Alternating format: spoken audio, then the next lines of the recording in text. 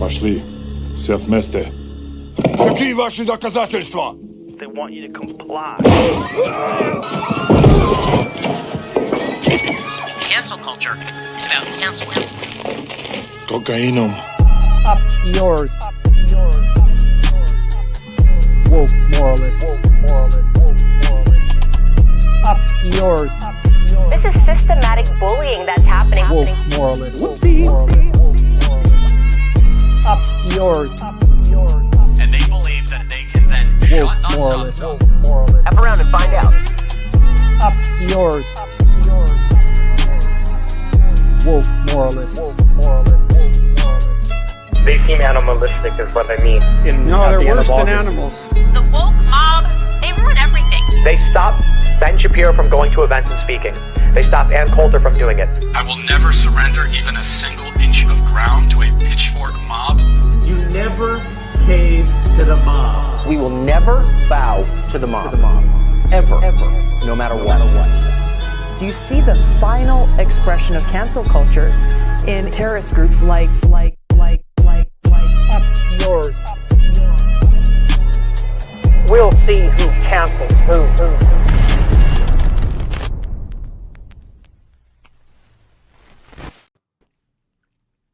Hey, Hello. we lost some members. Take it away, Binder. We canceled them all. Yeah, unfortunately, Mike and Rebecca have left the show. It's another week of us losing more members. Now, I mean, I don't know where Rebecca is, but Mike right now is getting his Christmas surf on off the sunny beaches of Oregon. So I mean, I don't. I think he called us right before, and he was like, "Hey, I'm just catching some waves, dude." Yeah, he was having a great time. Get that nar. Right, I'm here, but barely. I'm feeling sick. If you caught me in the majority part earlier, I'd said how that was my first stream of the week because I was sick all week. Oh no! And I was feeling better earlier today. I just saw a tag on your arm. Are you at the hospital? Are you okay? Me? No. This is a theme park tag from like the summer that I never took off. Yeah. You're at the hospital getting an IV or something. No. Just to come on this show. That's how dedicated you are. I was at Adventureland in Farmingdale, Long Island in July of 2023. Wait, that's been on your wrist the whole time? I'm confused. Yeah, it's been on my wrist the whole time, yeah. Shut up. Yeah. No. I swear. Why? I keep them on for as long as possible. Oh. The previous year's one, when I took my kids the previous year, I had that one on for the whole year. But why? Didn't it smell? Yeah. It smelled. It's plastic. But it wears down eventually, and then your body juices get on that shit. Nah, I showered, and I shower with it on, and it just stays on. You claim you do. You also say you never shower, so. Is it a good luck? I do shower. Is it a spiritual every day. thing? No, I just leave it on. Yeah. Just because that's interesting. Interesting. Took my kids to the theme park. It's a good way to remember it every single day. Yeah, I think I used to do that for a little while after music festivals, just to be like, that was a lot of fun. Well, I have like a stamp on my hand for a bit, but if it washed off, I'm not gonna. My son, he started doing the same thing and leaving his on, but then they had him. They made him take it off when he started playing sports because you can't have any whatever it's called, not jewelry, because Lair? Jewelry is is part of it, but there's a word that encapsulates everything. They could catch on something, or that's probably what the word about. So. Yes. That makes sense. Well, this is the last stream before the Christmas break, which is just a week, I guess. Tony Rizzo. You can't wear any accessories. That's the accessories, word was accessories. Ah, yes. Yes, I think we're all just spent. I don't know. Yeah, I'm excited. Christmas. I love Christmas. If you caught, last show, it was me and Mike doing super chats, and people were asking us what our favorite Christmas songs were, and we were singing Christmas songs. We were having a grand old time, and then all of a sudden, I was booted from the show, and I couldn't get back on because the power out. when we were streaming last Thursday night, New York City underwent a 1 second power outage, but everything went dark for a split second. Everything went back on, but my internet was went down, and it took a while for it to reset. And by the time I got back on, maybe 15 minutes later, Mike had already concluded the episode. So I wonder if people thought, for the past week maybe, what happened to Matt? Did he just disappear? Did he just die? Did he vanish? Did you expect Mike to just sing Christmas songs for the next 20 minutes until you got back on? I expected. I would have done the same for him. You would have, because you would be on anyways. But I the would rest have of been us here nonstop for 20 minutes going, simply having a wonderful Christmas time. Oh yeah, that that's me. It's one of the greats right there. The great Christmas songs. Paul McCartney. I should also want to know that we have a actual journalist coming on today from the Daily Beast. Robert Silverman is going to be joining us. Why'd you make us work today, Lance? We could have had just a chill show, but we got to have a real person on to actually have a real conversation. I honestly thought you called him a urinalist, and I was like, what I did. That? That's how the Quartering mispronounces journalist. He says journalist. Yeah. So it sticks in my head all the time. Yeah. He's like, this journalist. Yeah. I don't watch him too much. He never rose to the level of importance on my radar that others have. He always seemed like bottom of the barrel, like a YouTube drama person who decided to try to be a right winger, a right wing influencer. Yeah, I know very little about him. He is trash. He's definitely trash. And I got no time for YouTube drama people. Mm-hmm. So instead, we're going to talk about Tim Pool.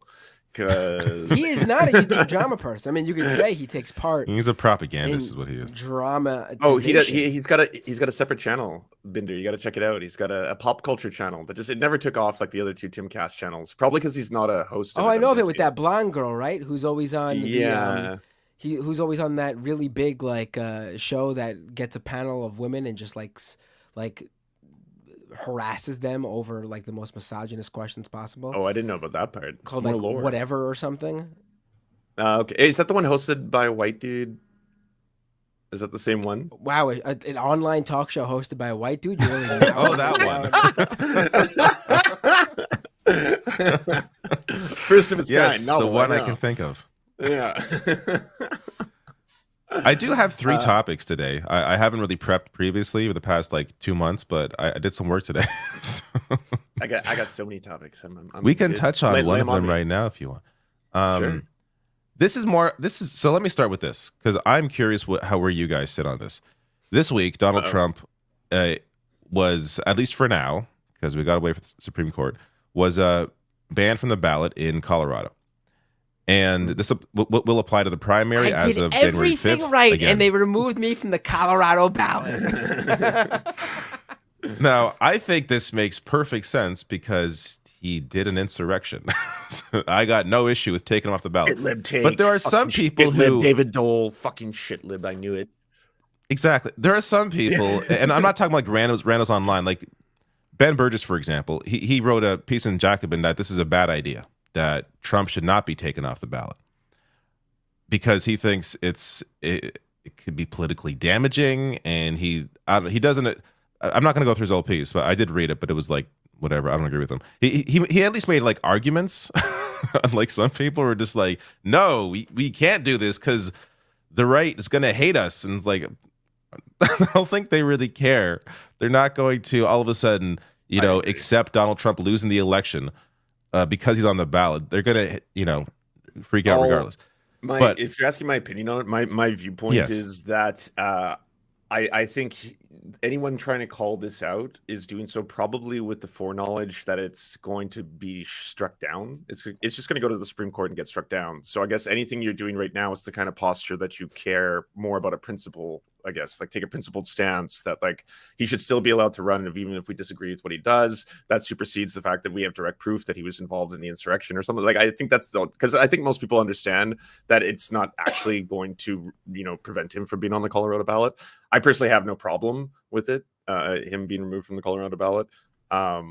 He lost Colorado by 13 points, by the way, so this isn't like a massive win. And I think if you are someone who wants to see Donald Trump lose, he's still looking a lot better than he should be, in large part due to the fact that Joe Biden has decided that, I'm going to side with some pretty horrific policies right now. So I mean, there's been situations feelings like almost every presidential election year, where there's a primary where a major candidate, it's happened to Democrats too, a major candidate is left off of a state's primary ballot. So, I mean, the idea that Trump is left off of a single state's ballot is not like the end of the world. And the idea that this would cost him anything. I mean, I think that the hope is though that this, again, if this does stand, which, I mean, there's got to be a quick turnaround, right, for this because it has to be decided by the 5th, or he's going to be off the ballot. Like, there has to be a reversal of this decision by the beginning of January. But the idea is if this is successful in Colorado, then other states may follow, because it might be too late for them though by that time. It depends on the dates of the states, yeah, for sure. Yeah, I mean, Trump is going to win by so much in every state that I think he could afford to just not even be on the ballot in a few states, and it'll be fine for him. Just as a write-in candidate? Are you being serious? Yeah. What? If he's off, if he's off in the primary, though, he's off in the general. So, like, we're talking about, like, I'm sure some of these states matter. If he wins the Republican primary, he's still on the general election ballot in Colorado. No, that's not my understanding. No, Chad is saying maybe I don't know why would he be, if he's not allowed on the primary ballot because of the insurrection clause? Why would he be allowed on the general election ballot? I'm pretty sure he gets kicked off both. So that's where it matters, obviously. Yeah. Because even like the articles I was reading, they were discussing how this wouldn't matter in the general because he's not going to win Colorado in the general anyways. But again, the implication being that, or the worry for Trump being that it may apply to other states if it's successful in Colorado.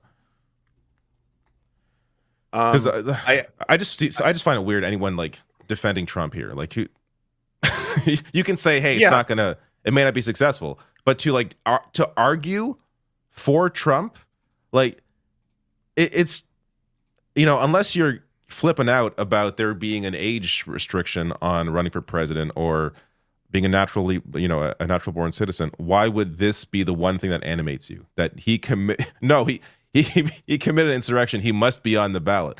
Like, it's weird to me that there are people that are really vocal about this who are claiming they're not Trump supporters. Yeah, but I just want to say to devil's advocate that the position would be that he didn't actually participate in the insurrection. I think that's probably the argument being put in the other direction.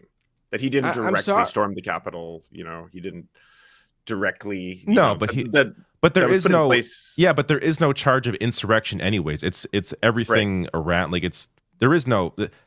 Anyways, the actual like law dictates that you don't even have to be convicted of insurrection, right? To actually be taken off the ballot. You can aid in the insurrection, which I would argue. Even though I still think it's a failed coup more than.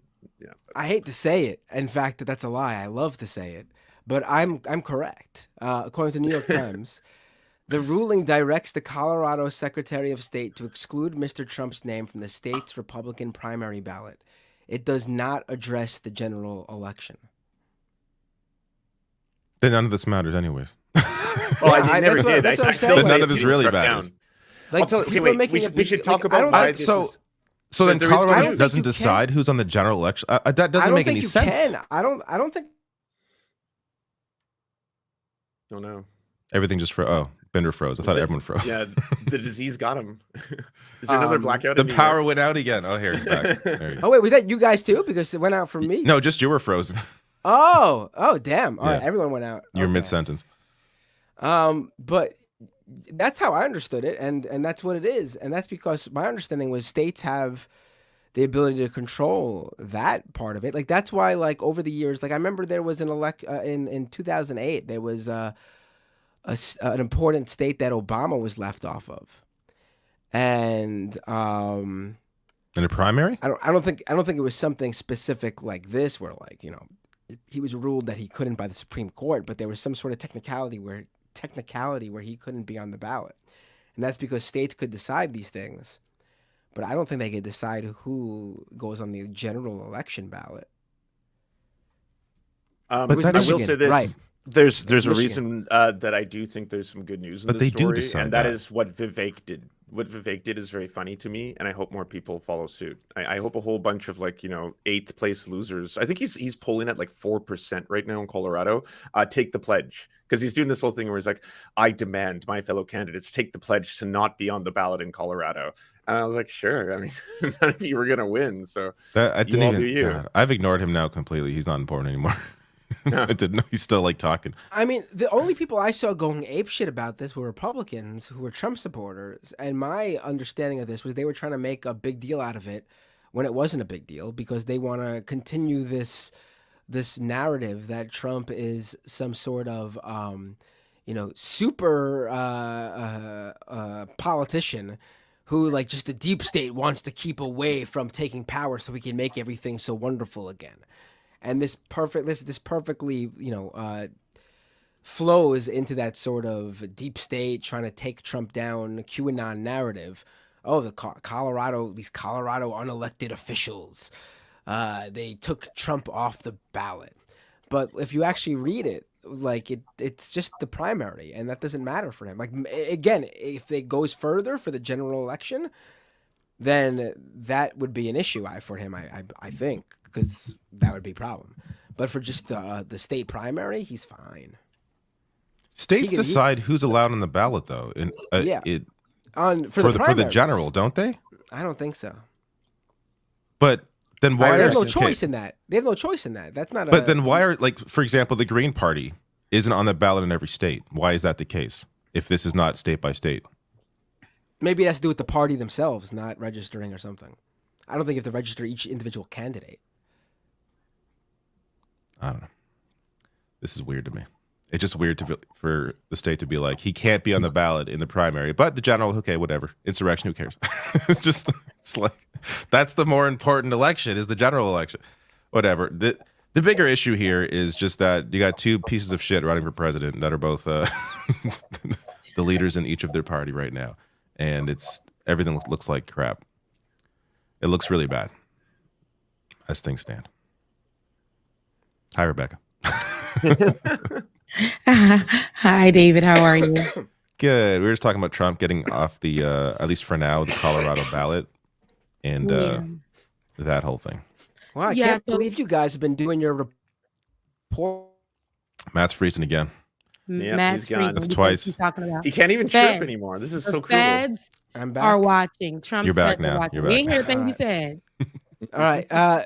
When did this ruling come down again about the Colorado?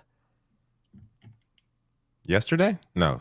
Rebecca, Tuesday? Up to speed. Yesterday. We're talking about the Trump. Okay, you're already caught up. I think it was like the day before yesterday. It could have been yesterday. The days are doing the most. I don't know, but it was like one of these recent days. And so yeah, with that whole thing, I was so excited when I seen the headline, because headlines are so gravitating, right? So I was so excited, and then I read through it, and I'm like, smoke. Okay, you know what I mean? It's a lot of smoke, and we know how this gets. They're gonna take it. It's gonna be we're gonna see Donald Trump still running. It's gonna be that whole thing. I think this actually gives him, because you know how his base, his constituents, people who follow him, his clan, how they are. It's more so like they'll see this as like, hey, Donald Trump is going through this. Yes, his Klansmen. Hey, Donald Trump was going through this, and look what happened, because he's supposed to be president. Nothing can hold him down. That's what I said. He's basically untouchable. He is Donald Trump, and so like they'll say, if you remember, they tried to put dirt on his name, and the evangelicals, right? How Ben says evil-gelicals. What they'll do is say God is going to do what he's going to do. And so if we see this happen, it's because it's God's will. And so we'll see a lot of that come out, because I think this is a lot of smoke. we've seen Donald Trump, who should have never been able to run in the first place because of his history, because he's broken a lot of laws. And, if we're going by law, he shouldn't be running for president. He shouldn't be allowed. Can't you run for president from like prison? Like, didn't the socialists have to do that in early American political history? Like, I think you're still allowed if you're a convict to be the president. But it's like other things, treason, all these other things I feel like he's been associated with. Yeah, that one. I just feel like he should not be able, he shouldn't have even. Eugene Debs, right. You're right, Lance. Eugene Debs. Socialist, ran from prison for president in, I think it was 1912. So there's loopholes, right? Especially for white men. There's loopholes, right? What we'll see here with Donald Trump, though, is these people who are seated, our representatives, are going to push for him for whatever reason they believe. And I know they don't believe that, but because it suits their audience, it helps raise up the right's, reputation and being conservative. If we look at it, he doesn't even really fit the conservative bill, but they don't want to ever be wrong. They don't ever want to lose. And Donald Trump does something for them. And what we're going to see is, like, just because the headline said that, it was breaking news, it was cute. But if you really read through it, it's a lot of fluff. And I believe Donald Trump will still continue to be able to run. And we'll see him as we get closer to the campaigns and stuff. I think criminals should be able to run for president. Yeah. Honestly, I do. I think anyone should be able to run for president. Honestly, I don't know. I think it's pretty fucking weird. It's pretty fucking weird to me that there's a higher standard to work at McDonald's than be the president. So I think, talk about it, David. I disagree. No, I think anyone should be able to run for president. I think the problem is these fucking lunatics win. There should be some. For example, if you tried to previously steal the presidency, I think that should be a disqualifying thing. But I think he did. Well, there we go. That's the thing he did. No, that's what I'm talking about. So, I think if you're like in jail for if you robbed a bank or something, you should be able to run for president. Oh, absolutely. Dealt some drugs, run for president. Hell yeah. Yeah. No, for real. Yeah. Obviously, my personal opinion depends on the situation, the person, what they did, and all that. Because there are people in jail who don't deserve to be there, right? Obviously, but it's just generally that there is this you can be a complete piece of shit and become president, but you can't get a job at like the store. Talk about it, baby, because that's exactly what it is. It makes no sense. Maybe this is because I'm like an outsider. I'm Canadian. I feel like we would never have we got some crazy people in government, but you would never have someone who tried to steal an election be able to run again and be an MP and then become prime minister. That's literally everybody he was associated with was just in jail. Right? I don't care if it was for a day. They got mug shots, honey, or whatever. They weren't even in jail. Black one. He was left in for a few days. But they got mug shots. And these are the people you want to be your president. Or these are the people associated with the person you want to be your president who also has a mug shot. And, we know that they can we give them, or Republicans give them, skates. And they're going to slide all through your life. Because if we see how... just even recently, what's that man's name who was ordered to pay the poll workers most recently for Rudy Giuliani, right? Giuliani. Oh, forgot America's mayor already. Forgot America's mayor already. All America, right? America's mayor historically just been here for years. They hadn't done nothing with his life, just as that. They have let him be America's lawyer, just be that. And they make excuses for him time and time again for whatever happens. But here we see, okay, he has to pay them people back for everything that he's been associated with that. And he, the next day, was ordered to pay them immediately. And the next day he went and filed for bankruptcy, right? Which is today, right? That came out today. And we know that man got the money. He just don't want to pay it. And you think he has $148 million? I don't think he's got. I think he's great. He got money out in them other countries like the rest of them do, and and I don't think Giuliani's got that money. I think everything Giuliani does from now until the day he dies will go to paying those people. I don't think he's got the money now. No, I believe he does. I believe. What has he done to get? No one's paid him. Trump never paid him. Right, but he's had. I believe. I don't think he has money. He also probably owes his cousin alimony. all He's of got those he got to politicians, pay that people who have cousin been- alimony too. I believe that people who have been seated for so long, I believe also they have dirty money. They've been moving money around. I believe that with everything in me. All these politicians. I believe and Giuliani so moved around money for other people, but I don't believe any of that money was his because everyone used and abused Rudy Giuliani because he's the. I think he's a lot dumber than we assume. Yeah, he's not very because smart. they're dumber does not mean They treated him like Reek from Game of Thrones.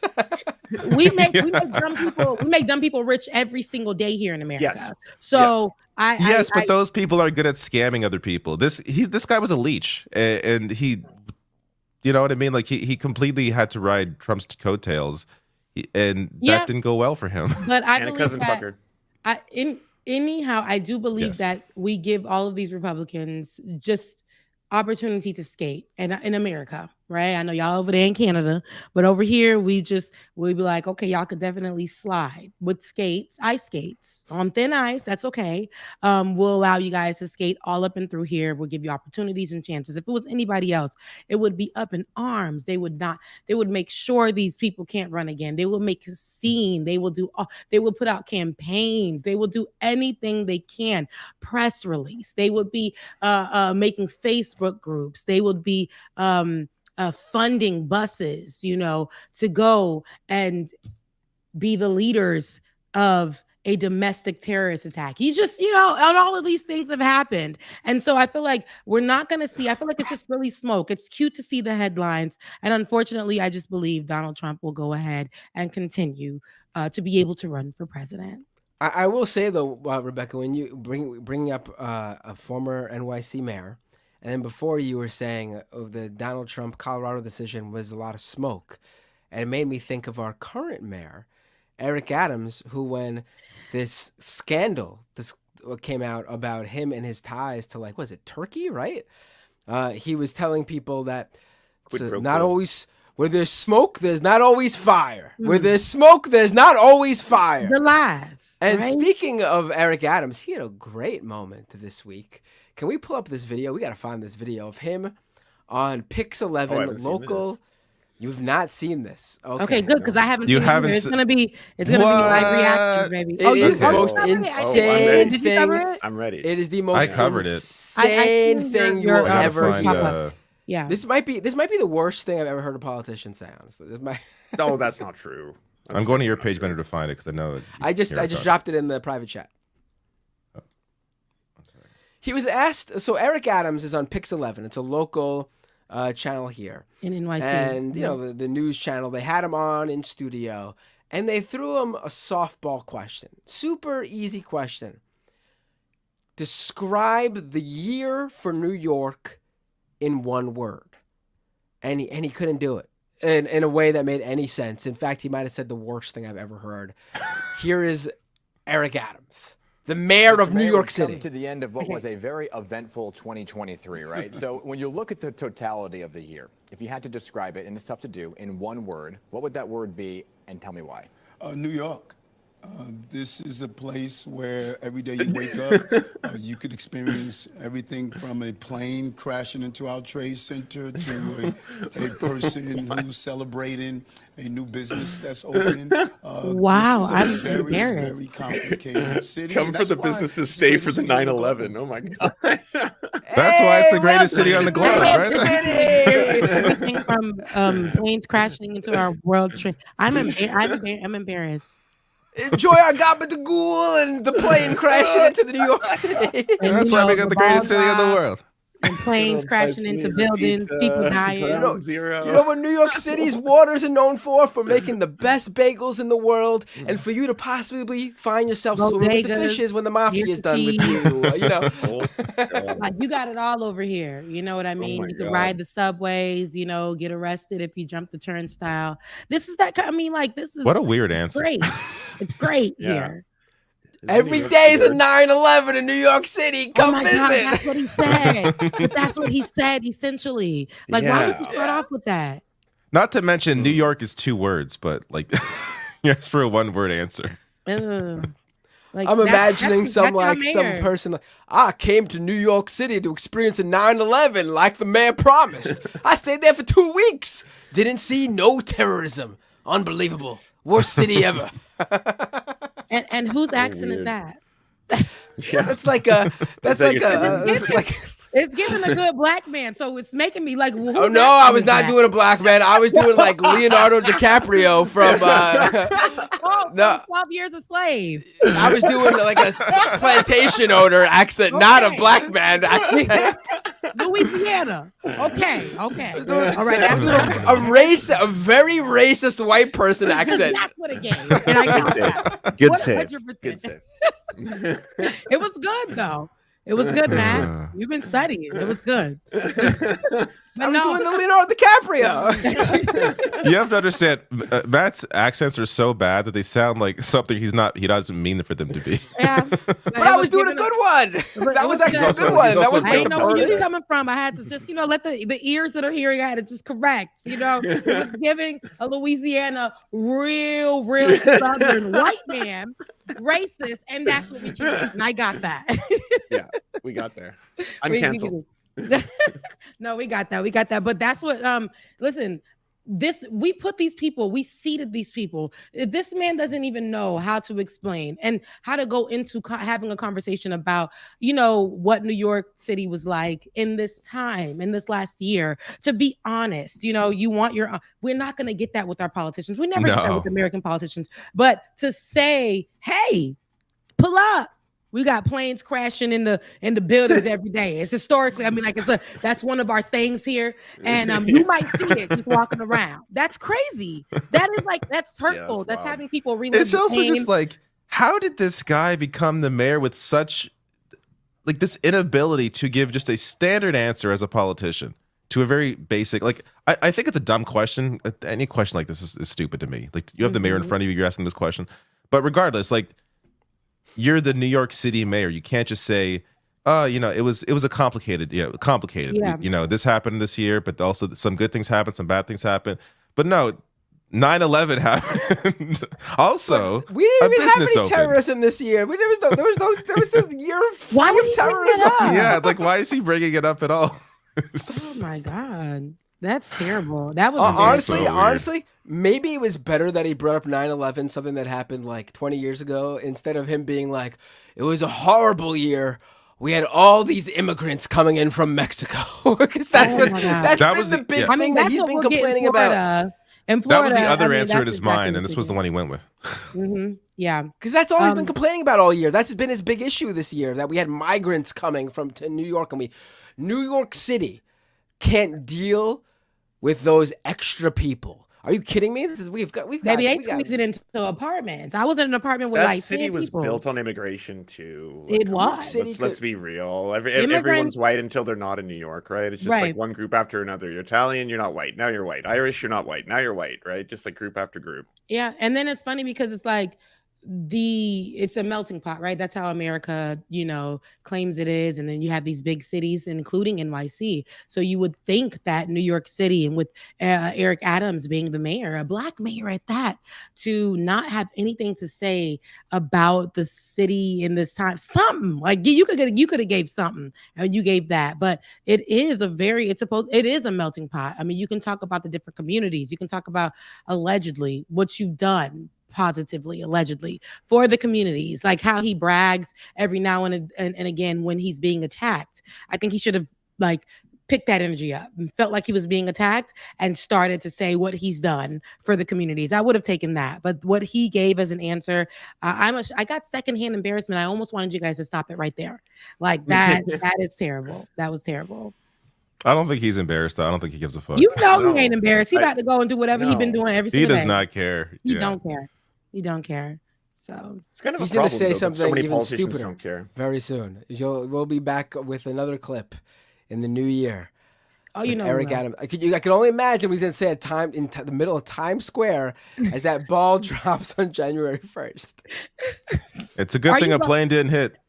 Are you going to the New Year's? Are you? Oh, that's scary. See, that's what kind of vibes he gave. Hey, pull up, ball drops, planes hit the buildings. It's all that. You can get the you guys enjoying the night? No planes to worry about. That's terrible. Oh my goodness. But Matt, are you going to enjoy any of the festivities? Because I know a lot of people. I lived in New York for a few years, and I know I used to. Me too. 5 months. It was awesome. You did. It was. It was a good vibe. But I me love being New a York. Southern It's girl, one of my favorite cities. it was. I need a little bit of hospitality, and I didn't get that there. But it was nice to go and see the views at night because you couldn't see the garbage on the streets, so you got to see the views at night. Sure, there's no ally, but you can smell the garbage piles up. Right, you don't get to do that. And during Christmas, it was beautiful. I used to work at the Rockefeller Center, so I got to see all the good stuff for the shows and all that stuff. But are you going to enjoy anything for the new year, Matt, in New York? I mean, we go see the tree in Rockefeller Center, but we do not dare go to Times Square. No self-respecting New Yorker does Times Square on New Year's. Really? Why not? Sardine. You don't want to be stuck in like a sardine. Actually, if you're in the area the next morning, you could walk through and it's like almost empty. Ghost town. And confetti is still falling. Really? Because it's like tons of it.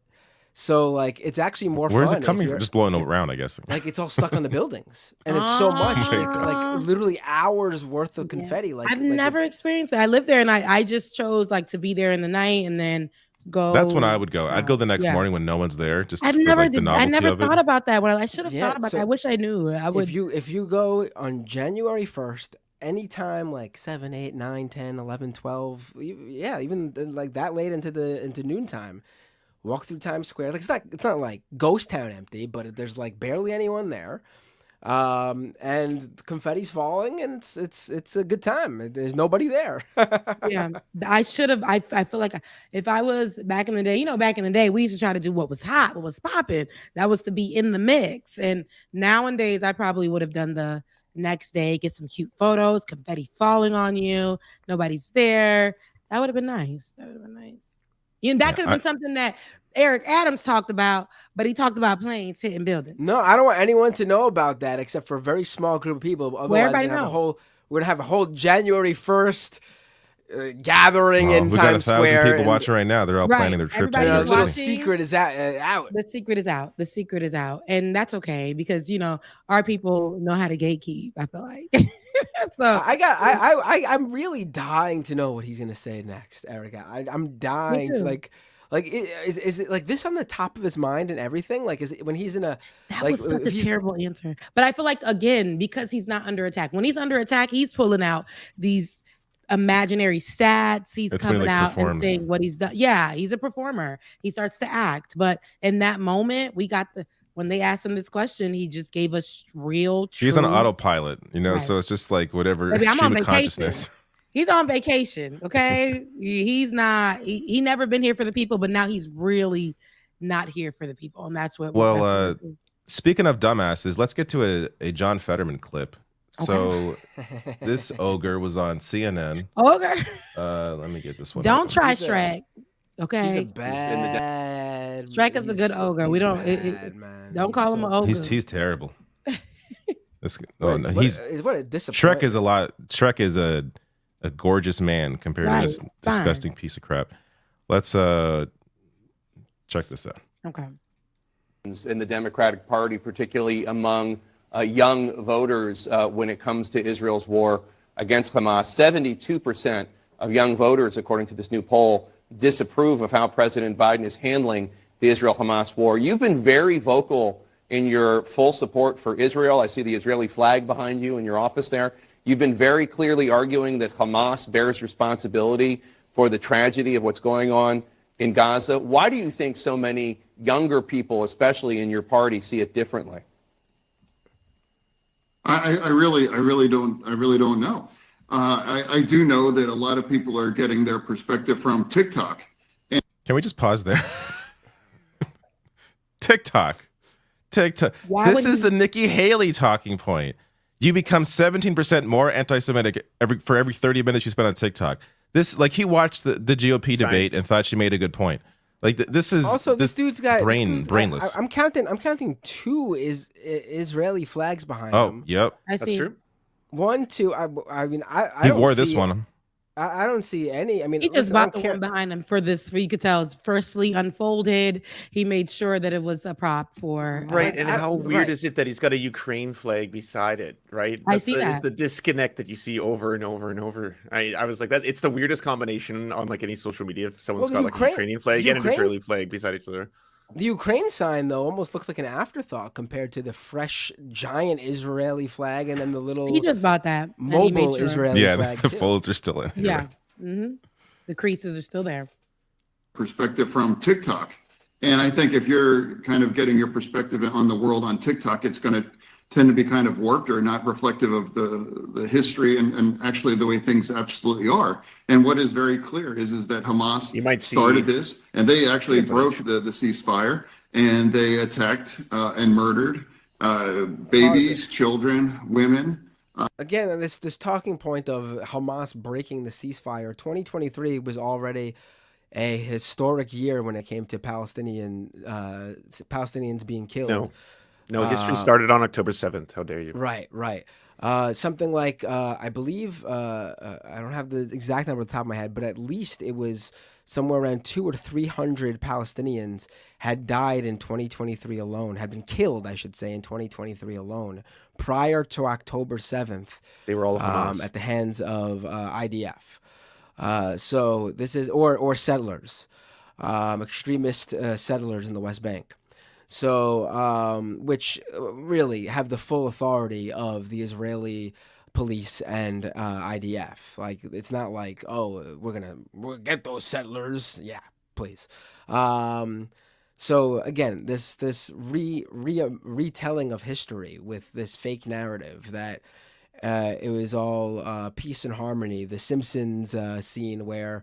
All the different people from nations are holding hands in a circle.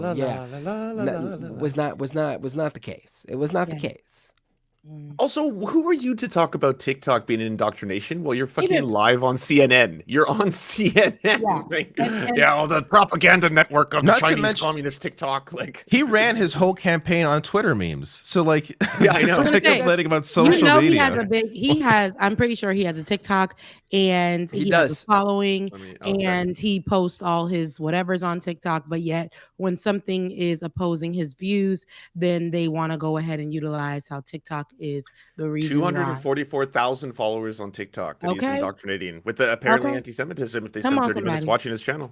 Not to mention, it's obviously not just TikTok. Like, I covered this video. I showed, the UN, Amnesty International, Human Rights Watch, Israel-based human rights group B'Tselem, countless other countries supporting a ceasefire. Like, this is not like TikTok. These are the facts coming out of Gaza.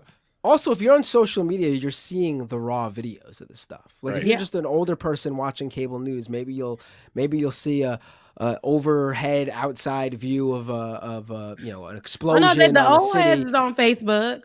They're seeing. Yeah, so they need the minion memes. We gotta make minion memes for them to be able to. But like, if you're on TikTok or Twitter or YouTube, you can see the raw videos. We're seeing raw video. Palestinian children with like half their head gone and limbs missing and just the most gruesome stuff you've ever seen. So, yeah, I'm assuming that if you're on social media and you're watching these raw videos of what it really is on the ground in Gaza, then, yeah, you're going to probably have a very different view of what's going on. Mm-hmm. Yeah. I'm not sure what's left here, but... attacked a music concert and everything. It's outrageous. And so from now on, it's been very clear that Israel would very much want there to be peace. But they've made it very clear that after October 7th, that's just not possible so long as Hamas is allowed to exist. That's the idea that false at this point. All Israel wants is peace. There's a video, actually, Chris Hayes did a good job this week of covering he did. all of these comments out of Israel, Israeli politicians talking about how they just want to completely graze Gaza, openly discussing the complete destruction of Gaza. Israel hasn't wanted peace for 75 years. I mean, it's Benjamon quite clear. Netanyahu was bragging about how he was one of the people who basically made the two-state solution impossible. He was bragging about that fact. But it wasn't just Netanyahu. There's never been an actual serious. It hasn't. There's never Netanyahu basically said nothing's on the table, but there's never been a serious good faith offer to the Palestinian people. There's never been. No, so I feel on like immigration. No, go ahead, babe. Sorry, go ahead. Which is a big issue going on in the Senate right now. That's the end of it. Now it goes to immigration, which also now he's very. I'm glad they dropped. I know they don't say. Immigration. I know they don't say anything about immigration yet. We watched this clip early on the Majority Report, but to me, like Fetterman's full-throated endorsement of Israel honestly doesn't make him much different from the majority of Congress, thus the majority of Democrats. But to me, the real stab in the back is his recent turn on immigration. I know his position on Israel and Palestine is gross, but doesn't surprise me. I mean, maybe it surprises me coming from him directly, but the fact that a Democratic politician has that view, not surprising. Even Bernie hasn't called for a ceasefire. But the immigration turn from him is truly disgusting. This is a guy whose wife came as an undocumented immigrant when she was a child from Brazil. And she was here, as Republicans would call it, illegally. And she stayed and she became a citizen. And I'm happy she did, because I think everyone who wants to be here should be able to be here. And then he used that in his campaign as a campaign advertisement. And he used it in his campaign. Be able to sell people on that idea. And here he is willing to, and this is also the whole thing that we're told. This is one of the major issues that makes Trump so disgusting and despicable that we can't have him back in the president. His vehemently anti-immigration rhetoric, his build the wall rhetoric. But Democrats are now going for this same thing with these detentions and the quicker turnaround on people seeking asylum and deporting them back to the countries where they came from. This is rhetoric. This is policy no different from what Republicans want. And they are willing, Democrats like John Fetterman, are willing to throw undocumented immigrants, people who want to be in this country, some of the most marginalized, vulnerable people on the planet, willing to throw them to the wolves so they could give money, give billions of dollars to Israel and Ukraine. And listen, I'm someone who, I don't support aid for Israel. I do support aid for Ukraine because Ukraine is not the aggressor here in this situation. They're not the occupier in this situation. But I'm not willing to throw any domestic policy issue that can help the most vulnerable on the planet, like migrants. I'm not willing to throw migrants under the bus to send foreign aid to countries, whether they deserve it or not, period. Those people come first, in my opinion. If we're actually forced to pick and choose, I'm not willing to throw those people under the bus. They come first. They should be allowed to be here, period. Period. No, seriously. Anybody who's using talking points from social media and saying that social media is the issue, I don't know why we're even listening to them. Meanwhile, he's utilizing social media, like you said, Lance, to indoctrinate a lot of people with these talking points that he's getting from social media. If we were to go and look at the facts, if we were just simply, the facts are the videos that we've been seeing. The facts are all these journalists who are there, all these kids who are fatherless, motherless, all the journalists who've been trying to be boots on the ground, who are dying daily.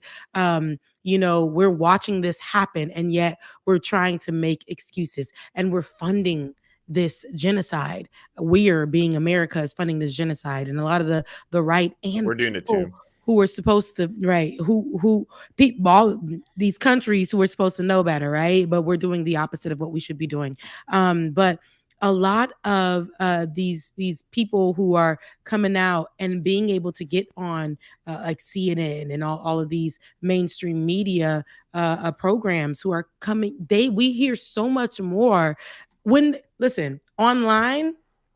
With the proof in the pudding, with the videos, a lot of the statistics, what we're seeing, we can't deny it. Yet in mainstream media, we're constantly seeing people who are peddling and pushing Israel needs help.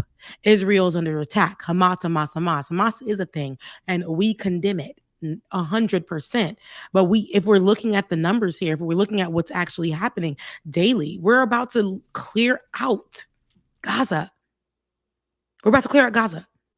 The bombing. Yeah, I condemn Israel. Like we condemn it. Like I condemn Israel and stuff. Like I don't care what people say. They're okay, right? And they're acting. And I don't say like what's happening. Hamas is wrong, right? All of that is wrong. But how you're going about it, these children, these people who have already lost their lives, people who are losing their lives as we speak.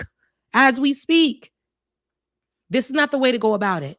And all of these losers from social media who get to sit in mainstream media and cape for Israel and want us to cry for Israel and just deny what we're seeing in Gaza. The Palestinian people deny speaking for them. I think that's ridiculous. I don't know how, because online, I see it in digital media.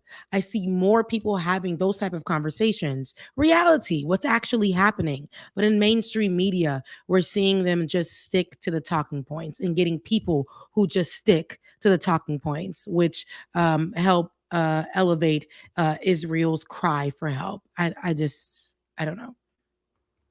TikTok is a weird enemy for them to keep picking, because the right has been going after TikTok for a long time. And I was like, there's a ton of criticism you can have for TikTok. It's the same one I have for all social media. They shouldn't be selling vast amounts of user data to third parties and like that kind of stuff.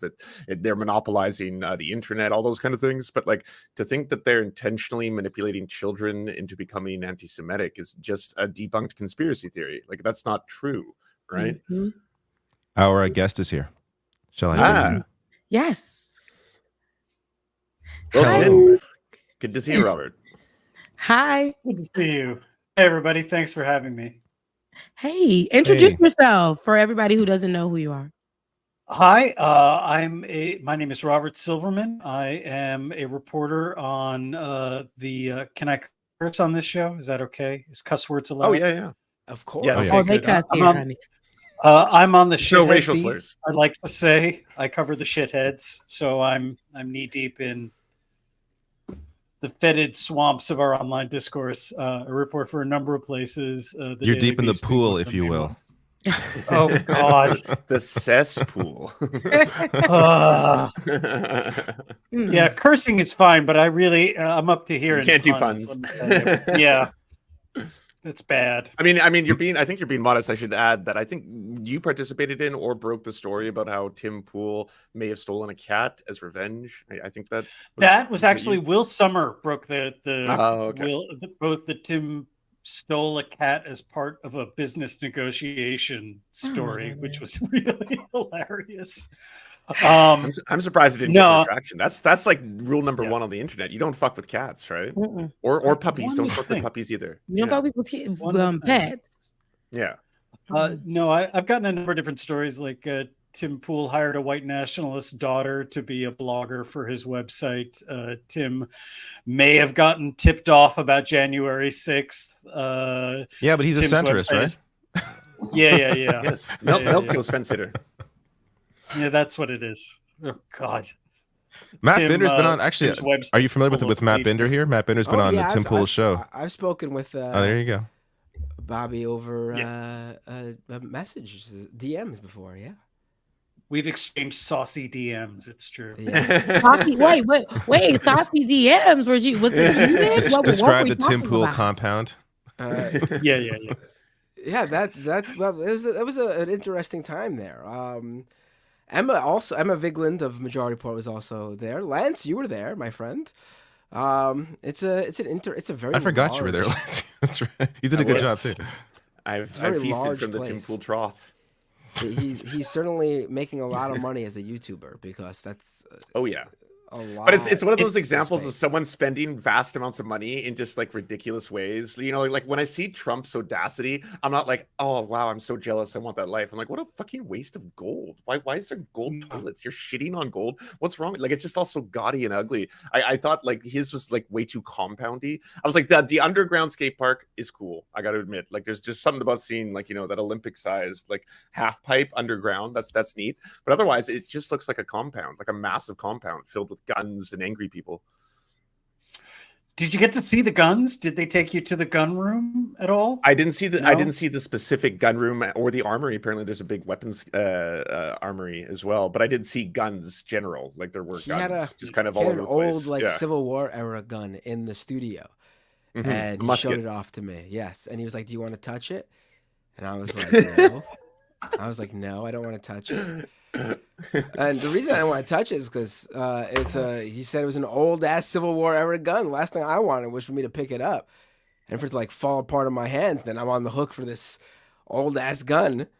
Someone told me that touch it. That's giving a little weird. Yeah. You want to touch my gun? Do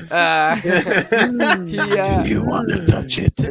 Yeah, right. No, but apparently someone told me. It might have been you. I don't remember who told me, but someone told me they were watching Tim Pool's show like weeks or months later, and he told a story about how he had a leftist in the studio, and he offered him to hold his gun, and the guy didn't want to touch it because he was too afraid to hold a gun.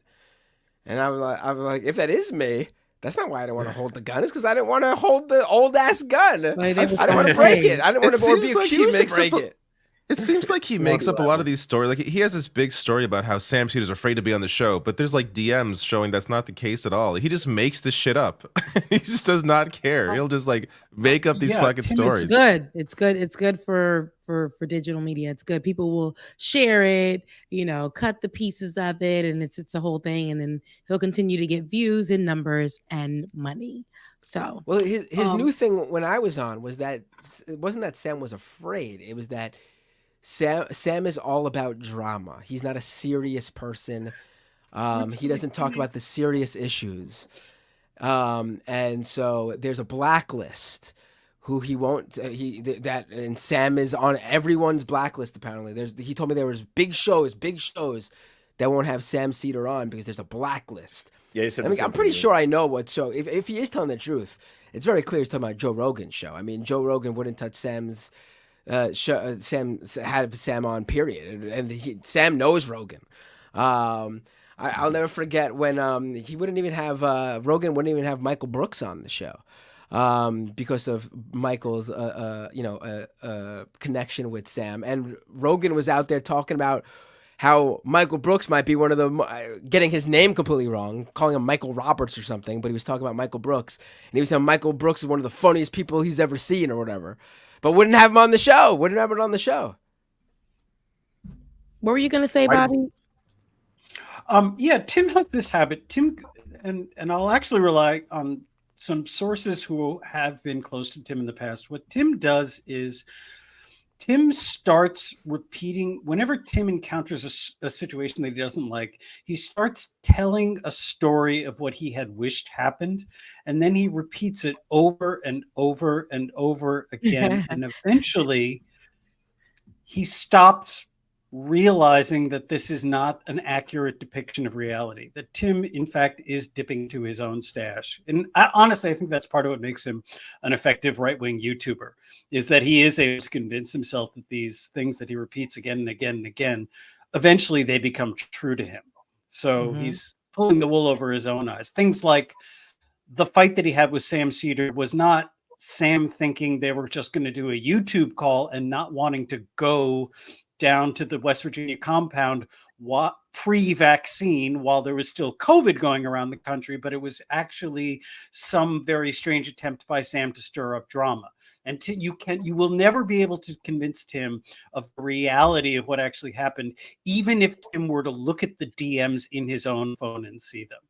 And just like the same thing happened with you, Matt, you were too scared. You were scared to hurt your lily white leftist hands on that precious hunk of metal. And it's not that's the reality for him forevermore now. And you will never. If indeed he's talking about me in that scenario, I'm just gonna be so you fair think he was subbing? He probably is. He doesn't have many leftists on. Yeah, you think he could have been talking about Lance. I was never. I wasn't offered anything. I wasn't offered to touch the musket or his gun. I wasn't not offered even sushi. There was something about Matt. Not even sushi with the boys. There was something not about sushi Matt. with the boys. No, it was Matt. He wanted him to touch it, And so he was offended, and now there's a story that he had to build up because it gives him strength, right? So he had to do that on his show, and that's how a lot of these right-wing people do. An experience, they're gonna be overzealous about it. They're gonna be really imaginary. They're gonna add a lot of imagination to it, and people are gonna believe it. They're not gonna look for any sources. They're not gonna try to read up on anything. They're not gonna try to.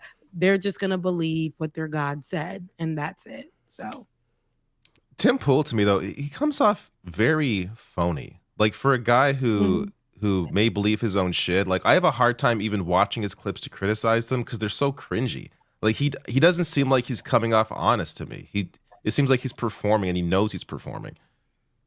Do you get that? Like, he doesn't seem real to me. He's just like, I feel like he knows he's full of shit. He has to know he's full of shit. He obviously knows he's not a centrist. Like, he obviously knows that. At least. Listen, when you grift, you got to do it right, and he's doing it right. When you grift, you don't care. You don't even care what the transition looks like. You literally. It's Rachel Dolezal. You just white, right? And you could say I'm black, and everybody gonna roll with it. That's just what it is. If you don't make it an issue, if you don't talk about it, if you don't talk, like, you just literally transition, and your transition is like day and night.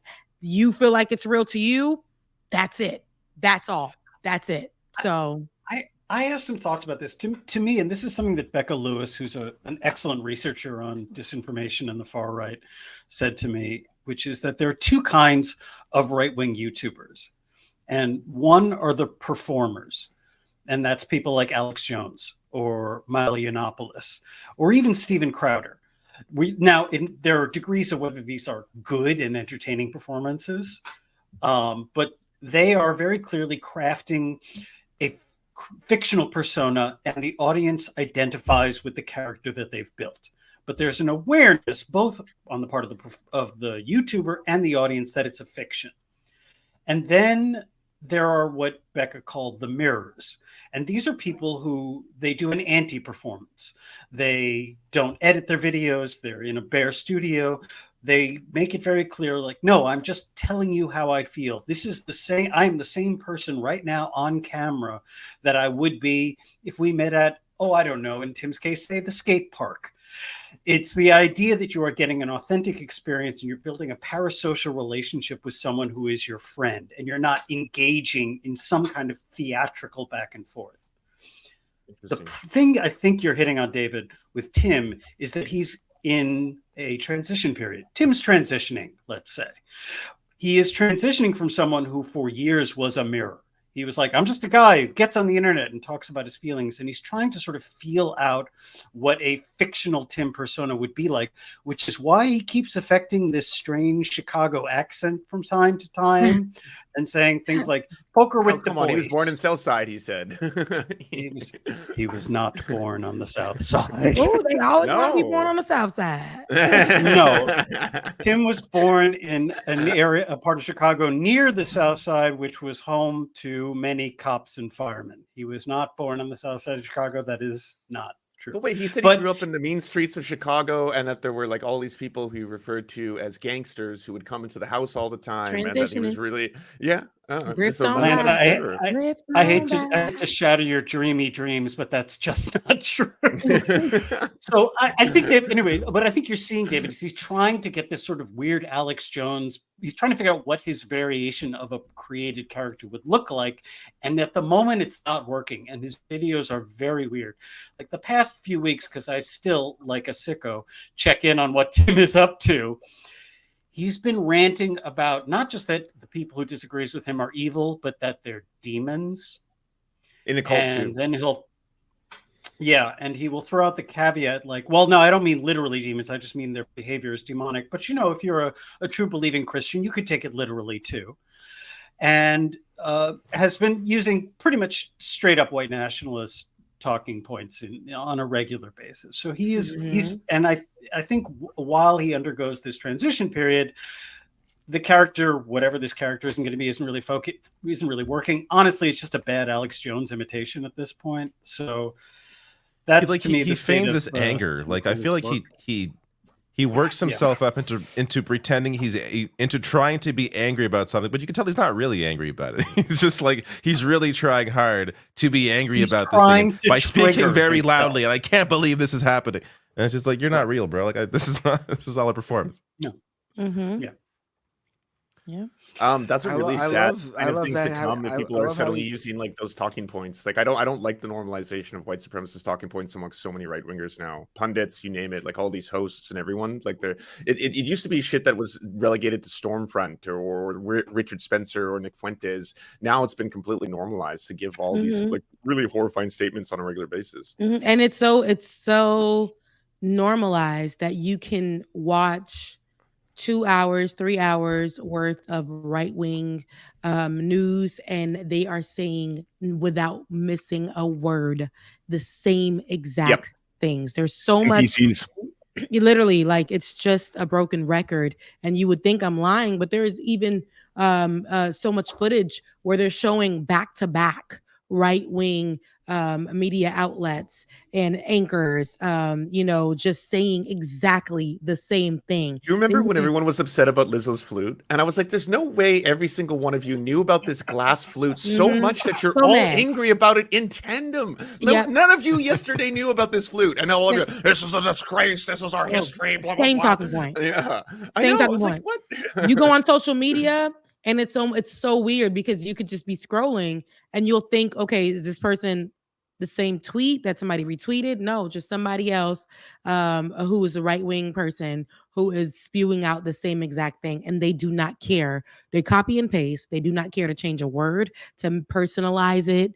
It's just pure plagiarism because they don't really have those feelings, but it's good to stay on the same side of things. And what's funny is you're not only going to see it from the right side, you're going to see it from the left. They're like, it's okay. If we're looking for bipartisanship, that's where you see it. Like I don't know. It's been really strange lately, but that's where you will see it, especially online, child. But on Fox, every hour, every anchor, okay, they are going to be saying the same exact thing. Nothing fresh, nothing new. They stick to the script, okay? They literally stick to the script, and they say the same thing. Their outrage is the same. Nobody really has anything to say on it. They don't really have any feelings on it. They say what they say, they log off, and they go live their true lives. And that's just that. There's this incredible desire on the right to feel that they are this self-victimization complex. They so desperately need to feel that they are that the culture at large or society or the financial system are oppressing them, that they will invent oppression simulator. Yeah, that they will find these monsters and trigger themselves. Honestly, what I think the performative aspect that we're all sort of finding icky, aside from the lies and the white nationalism, is that they're desperate to find something. What they think is that the left managed to gain some kind of cultural cachet in the early 2010s by writing about race and power and money. And that when the left would complain about structural imbalances and structural racism and the failures of capitalism, that people on the left were doing it because it gained them some kind of power or success and money. And what they failed to realize is that, no, people actually just thought those things. Were there some bad, simplistic blogs about Occupy Wall Street or some dumb or a movie from the 2010s, which I could remember if I could remember what happened more than a week ago? Yeah, of course there were. But they looked at what was going on and they thought, that's the way to succeed online. And their copy of it is to constantly search for ways to be aggrieved and to feed this perpetual victimization complex. And what they found is a very willing audience of people who, for all kinds of real reasons, are pissed off at the way America is run today. And instead of saying, well, here are the reasons why you are paying through the nose for healthcare, food, transportation, why your kids' education is awful, they have fed them a convenient boogeyman, which is, Yeah, or yes, the point is that the InBev company ran one Instagram post, and you need to be mad about that for a year. Every day of your And life. Yeah. That is a lead up to that. That's how fascist movements develop, is by finding convenient scapegoats for real fundamental human problems that can't be identified on the right, because that would mean suddenly looking at the real power structures that Oh exist. yeah, they can't do that. They just got upset. I covered this on my show on Saturday, this past Saturday. They just got upset because titties, right? It's just the whole what? thing. Sorry. They got upset. Titties are destroying society, David. They are. Just titties generally? Yes. No, the meta that's going on right now. If you haven't seen it, Twitch basically went from women now on Twitch. I've seen that. Yeah, You can wear a two-piece bathing suit, and if you just put a couple black bars on the screen, it looks like you're naked. You don't have to be naked. You can just be wearing a bathing suit. But that's like every channel now I'm seeing on Twitch. It's not every channel. It's a handful of people who do it, and only a very small amount of them make a lot of money. The majority of people do not make fuck tons of cash. Just like the majority of OnlyFans models do not make fuck tons of cash. They don't. It's just not reality. Look at the numbers. You gotta have it's feet. like any other industry. They don't want titties. Yeah. But they hate titties, apparently. They want feet. Okay, with white but no, and even what they were, the right is such a weird. They're weirdos because they allowed some woman to literally make a rap song about Christmas. She was showing all them titties. She was like in a little bra, with the Santa Claus. Ain't Jesus the reason for the season? Jesus is the reason for the season. Yet we have this white woman talking about how Trump is going to be president and all this other stuff, just right-wing talking points. And in like the skimpy, sexy Santa Claus outfit, and all the right-wingers are reposting it and all that kind of stuff. They are so hypocritical, and that's what you'll find all the time. That's why we have to take them as a joke. We must take them as a joke, but it's not going to work like that. All of their constituents, people who follow them, people who don't go and double check for it, like for the real actual story, they're just going to go by whatever they post. If one day they say titties ain't good, they're going to go with that.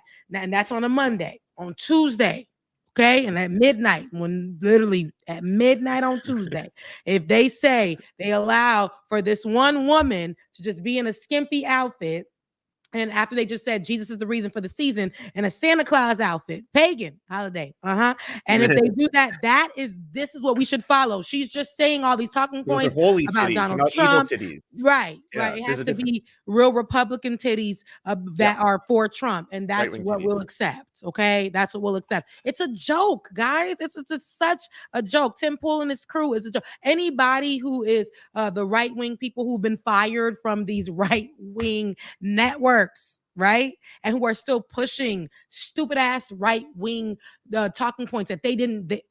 See the feds, but that they didn't pull up themselves. And they're pulling it from TikTok. Let's be honest. Like, how are we really taking these people serious? I asked this question, but it's like tomorrow.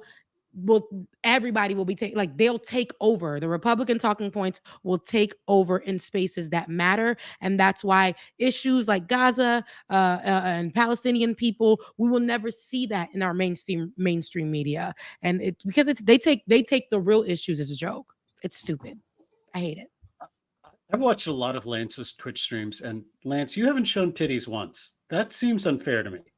Well, no, today I did a lot of implied nudity. See, what I do is I basically black out everything you can see up to the neck, and then I just tell everyone I'm naked, and that's enough. I start all the subs pour in. It's amazing. I just made millions of dollars that way. I missed today's show. I'm sorry. No wonder. I should try that. There's a lot of implied nudity. So much implied nudity. We can all do it right now. All you got to do is put a black bar. Oh my God, is that all I have to do? Because I'm trying to get more subs and I'm trying to get more numbers. So, chocolate titties, everybody. Head over to the page. We'll get it for you. You said black bar, Lance? A black bar? I did. Say no more. The Democratic Socialists need to get behind tasteful nudity, and then utopia is ours. Bring back naked news. There we go. Yeah. And listen, I remember say that. no more. I'll be on next year, baby, 2024. What we talking about? all the chats are thirsting for titties now. Look what you've all done. I do agree with you though, Rebecca, on taking these people as like a joke. Like when I talk about a lot of these, like someone like Tim Pool, for example, I don't like. I'm not like yelling at the camera about Tim Pool. I'm like, this guy's a fucking clown. Like, like what does this guy do? But the part where we should take them seriously is their impact. Like we can't joke about like the power they have over other people. Yeah. And that's why I think it's necessary to talk about them and to expose their bullshit. Because it sounds, not to mention the algorithms like all work in their favor. The amount of views these clowns get. Yes. And not even just like Tim. I found like random right wing channels that had people I've never heard of before. Has like salty C-word. More subs than I do, more views. Almost who a is this million clown? subs. No one knows. Who But it's all because they're is. like this. It's all just like sensationalist right wing propaganda and just automatic views. And that's still like YouTube has gotten better, but that is still a problem. Yeah. No, you're right. The algorithm will work for them. And yet at the same time, they're going to scream that the evil big tech is censoring them when these right-wing channels make money hand over. Or the Chinese. Tim Pool's like subscription-based website, which they're not paying to read the news blogs that he puts out there. They're paying for the extra episodes of Timcast where he gets to use curse words and occasionally advocate and talk about white genocide as if it's a real thing. Like that earns, back of the napkin math, that earns Tim probably about another $4 million a year in revenue. That website. Jesus Christ, $4 million without titties. Yeah. Oh my god. How? Yeah. Listen, it is. The algorithm works for them. I don't care what anybody says. Like I always talk about this point. We had somebody who works within, algorithm and tech for these big companies like YouTube, Instagram, Meta, and they talk about how, of course, Black women are at the bottom of the list, no matter what content that you're talking about. But if we're talking about anything other than right-wing stuff, they put the right-wing stuff at the top. They will make sure that will be the next video that you watch, even if it's not the subject that you're watching right now doesn't even match that next video. They will put it for you to watch next. And that's, they make sure they put that at the forefront. And I have an example of that. I have a YouTube channel that an account that I just used for my son who's 2 years old, like to watch videos.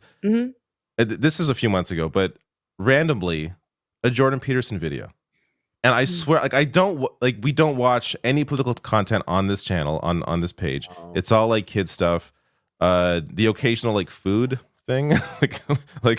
We watched like Gordon Ramsay once. He really enjoyed him, but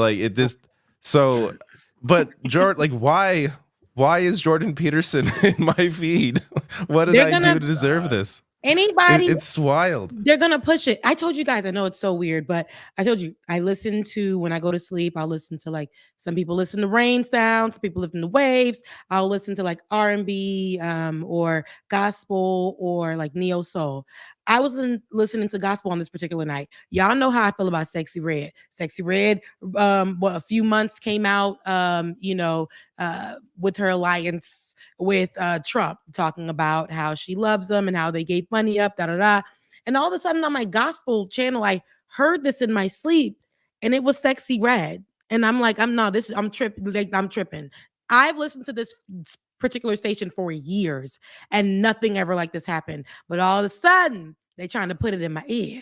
Trump is out here paying extra money, sprinkling all his supporters and people, celebrities and big names and all of that. We'll see all that stuff pushed to the forefront. And if you're telling me that these people don't pay their big dollars to get all their talking points out there from these, it could be the pages could have been small and they could have been a makeup page. But as soon as they start having these talking points, maybe they're in the algorithm for whatever reason. They used to be talking about, finding a nice dress at Zara. But as soon as they talked about, Donald Trump running for president, how this is going to be the best thing ever for our country, we will see this nobody now in our watch next page or whatever the case. They're going to push that in the algorithm. Meanwhile, channels like this won't be pushed for whatever reason because we're not speaking. We don't have those talking points on the show. So should we switch, guys? Try to make, do something strange for a piece of change? It depends what your incentive is for doing this. Right. If it was to make money, I'd be doing something else a long time ago. Yeah, listen. I have a question for the group. Did you guys read the letter from Hamish, what's his name, from Substack today in response to all the Substackers who were asking politely, could you please get the Nazis off your platform? Could you get the white nationalists off your platform? Barry Weiss was one of the people who was like for not having Substack get the Nazis off, right? Wasn't there like a handful of content creators who were like, don't do that? Yeah, they were like, no, freedom of speech. Right. Keep everybody, no matter what.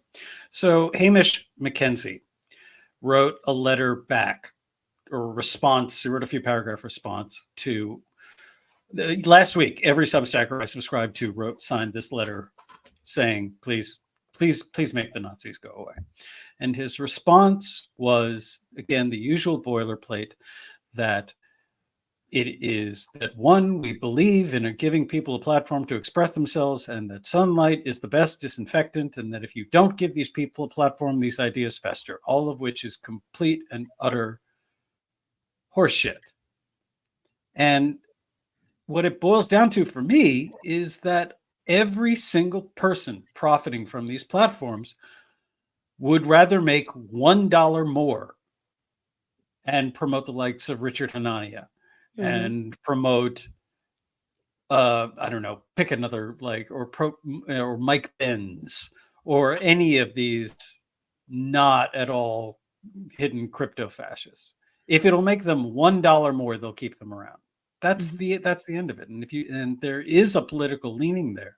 It's that they do not care whose the word they publish if it will earn them money. All Substack dollars look the same in the end to them, and that is very depressing for me, but not exactly surprising. Yeah, it is depressing because, I mean, we work hard and we do what we do because we really mean it. And sometimes we don't make no money. Most times I don't make $1, but I still commit to doing the work, to having the conversations. But these people are getting sponsors, funded, just for having these talking points, for spewing out these things. And it does get a bit frustrating because it's like, why are you funding hate? Why are you funding misinformation? Why is the algorithm allowing them to make a living off of just spewing out these things with no actual background, no actual statistics, nothing? This is just a talking head. And, it sucks. So it really does. But the support of the people who are watching, and, I really appreciate everybody who watches, but they will allow and further and push these people. I hate it. I hate it. But and it can be really frustrating. And that's how we see some people who go hard for the left, or for like free thinking, and people who are like, hey, we should come together at first, and then all of a sudden we'll wake up one day and we'll see them have these different talking points, and we'll see their content being pushed and everywhere, and then now they're being paid to say these things, and they do it for money. I believe a lot of times we'll see these people who do switch, and we're wondering, like, what now? Why would they do that? It's because of money. It's because of money, and because they get more eyes on them, and they get more endorsements from the right, and they will make sure they're good for life. We just need a good free thinker origin story, like Matt Taibbi's is that he got canceled in 2017 and no one read his book because people got mad at him because he was a misogynist creep in Russia at the turn of the century, and so. But it was a fiction. He decided it was a fiction. Come on, yeah, it was a fictionalized version of him being a. Yes, he was. I'm going to write a book about me being a creep. Weird, right? But weird. Yeah, to you. Yeah, that's what I need. I need some kind of event, and then I can really. What I was going to say to your point, though, that's not just a Substack problem. Like 1 month of the year during Pride, YouTube will suddenly take a lot of really hard stances against all these anti-LGBTQ plus bigots, like Matt Walsh, for example. They'll be, or the Daily Wire in general, all of their channels. They'll be like, okay, so a lot of them are demonetized. This was hate speech, clearly. And then after Pride, it kind of just resets to, yes, Matt Walsh has been remonetized. He's making, by his own accord, $100,000 a month. $100,000 a month to spew transphobic bile that actually gets people hurt.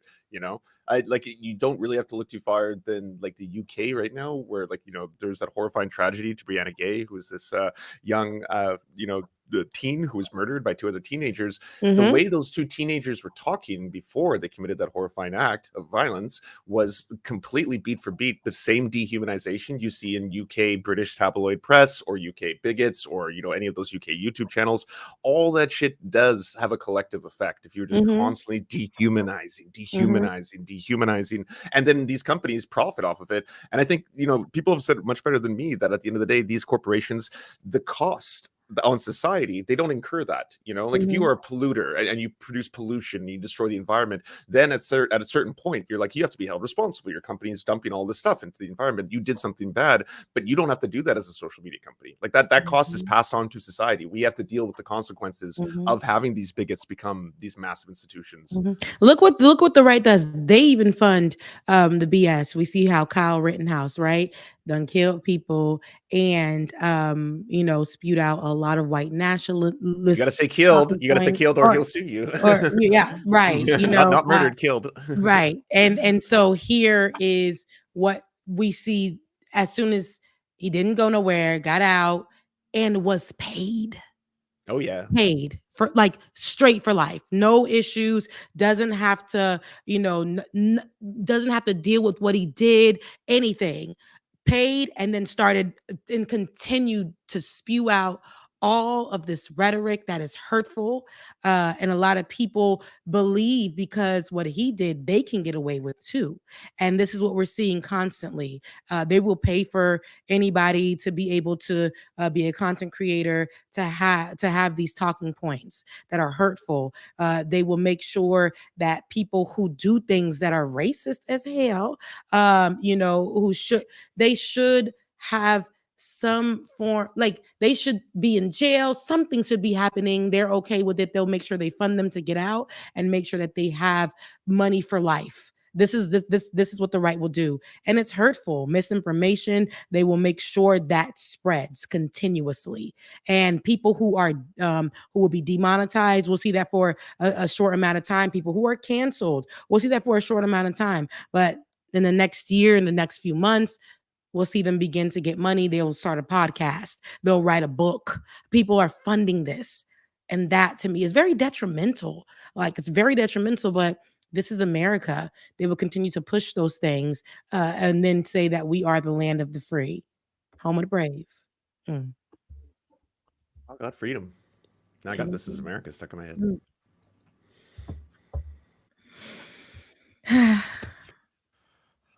What else? So have you? I know, just heavy aside. You guys think about, okay, so Jonathan Majors. Have you guys seen anything surrounding that? So that's you know, Jonathan Majors, who, you know, civil rights fine. I think everybody fine, but civil rights fine over here. But with this recent before, you know, he was found guilty, and I was saying how the footage that came out for Jonathan Majors, for those of you who don't know, Jonathan Majors is an actor. He's been, you know, up and coming. He was supposed to be, if you guys correct me if I'm wrong, he was like, I wouldn't say up and coming. He's starring in major films. He's like, you know, he's almost A-list. You know?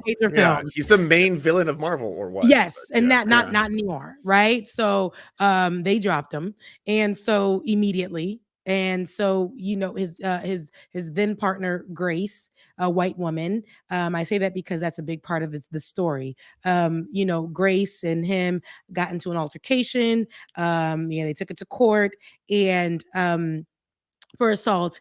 And there's a video that came out where it shows him placing her in the car and she chasing him down New York City, I believe it was, for blocks. And there's, cameras. Every angle you can think of, just everywhere. They're running for blocks. And so when I first seen that, I'm like, geez. And there's a phone call that came out, a recording. It wasn't a phone call. It was a recording of an argument that she recorded where he told her he wanted her to be like Michelle Obama. And it wasn't Rosa Parks. Was it Harriet Tubman? Nope, it wasn't Harriet Tubman. No. It was. It was a weird role play request. Yes, for like your white partner. Was it Martin Luther King's wife? I believe it was Coretta Yes. Scott King. Okay, Yeah, Coretta Scott King. King. You're right. Yeah, Yes, yeah. and this is he's talking to a white woman, and he was saying, "I am who I am, and the only way that will work is, if you are more like, you got to be more like Coretta Scott King and Michelle Obama." And I found that very eerie for him to say that to a white woman. First of all, that's just me. But I did think like, okay, like you're speaking to her in this way. And at first I'm like, why is she recording? People have arguments every day. Couples have arguments every day. But then I thought about, because I've been in, a domestic situation myself. And when you are feeling like something is about to happen, and I can hear in his tone where he was speaking to her and almost making her feel small. And it's that type of, I need to own you type of voice. He was making her feel that way. And I think if somebody will only record, and I had to go through this in my head, somebody will only record if they feel threatened. Okay. And a lot of people in my community, whom I love so much, we gathered together. And, at first it was like another black man down. But when you really look at it, I'm like, you know what? No. I don't know if that was the case here. I hate to see a black man down. Absolutely hate it. But when somebody is feeling threatened and feeling like, I'm in a relationship where I'm constantly feeling like this person has to own me and has to speak to me in this way, it doesn't. It's not good. And he did admit in the recording that there was, we're hostile to each other. I can be a certain kind of way with you. You can be a certain kind of way with me. But do you guys think that because of that, he should have been dropped from or canceled from like big movies that he had coming up, like Marvel and the Rocky series that they had coming out and stuff like that? Like, do you think that it should have gotten that far? Should he have gotten some kind of grace? Not like his ex's name, but should he have gotten some kind of grace? I would argue he did get a little, because when this actually first came out, Disney proceeded to film Loki season 2. That was before the video footage or anything came out, but that was when the accusations first came out. So I'd say Disney kind of originally said we're still gonna be on team Jonathan Majors, and then after that stuff came out, that's when they were finally like, we're going to have to replan the Marvel Cinematic Universe, I guess, because he's the main villain of the series, or was, I should say. That's a really complex question, though, because I was battling a lot of stuff. I actually happen to love Jonathan Majors. I think he's incredibly talented. I thought he was obscenely beautiful. I was just like, wow, this is like just one of those powerhouses of a talent. And then when that news came out, I was like, all right, I'm going to wait and see what happens. But obviously, you don't believe victims, and I want to see where the story goes from there. But there is always that toss up between like, is this the intentional targeting of, again, like a famous black celebrity within the entire structure of a system, or is this someone who is an abuser, and then we're doing that thing that we always do where we suddenly think that, well, anyone who would accuse someone that famous must be doing it for fame or clout or something like that. So it's like, yeah, it's complex. There's some very good reporting that Cheyenne Roundtree did for Rolling Stone, which points to a number of other allegations of both physical and emotional abuse that took place while Majors was a student at Yale Drama. And I think, look, with the question of canceling, obviously the first thing that all of these big corporations think is, well, if people think Majors is bad for the brand, is guilty and bad for the brand, well, then they won't see our movie, so we're going to do it. But also on another level, you're asking a huge number of people to work with someone, and you cannot with any certainty guarantee all of those other people a safe working environment. And I mean, they did it with Russell Brand for a long time. Yeah, they did it with Russell Brand for a long ass time because he continued to make the money. So to me, yeah, for people who are fans of Jonathan Majors' work, you know what?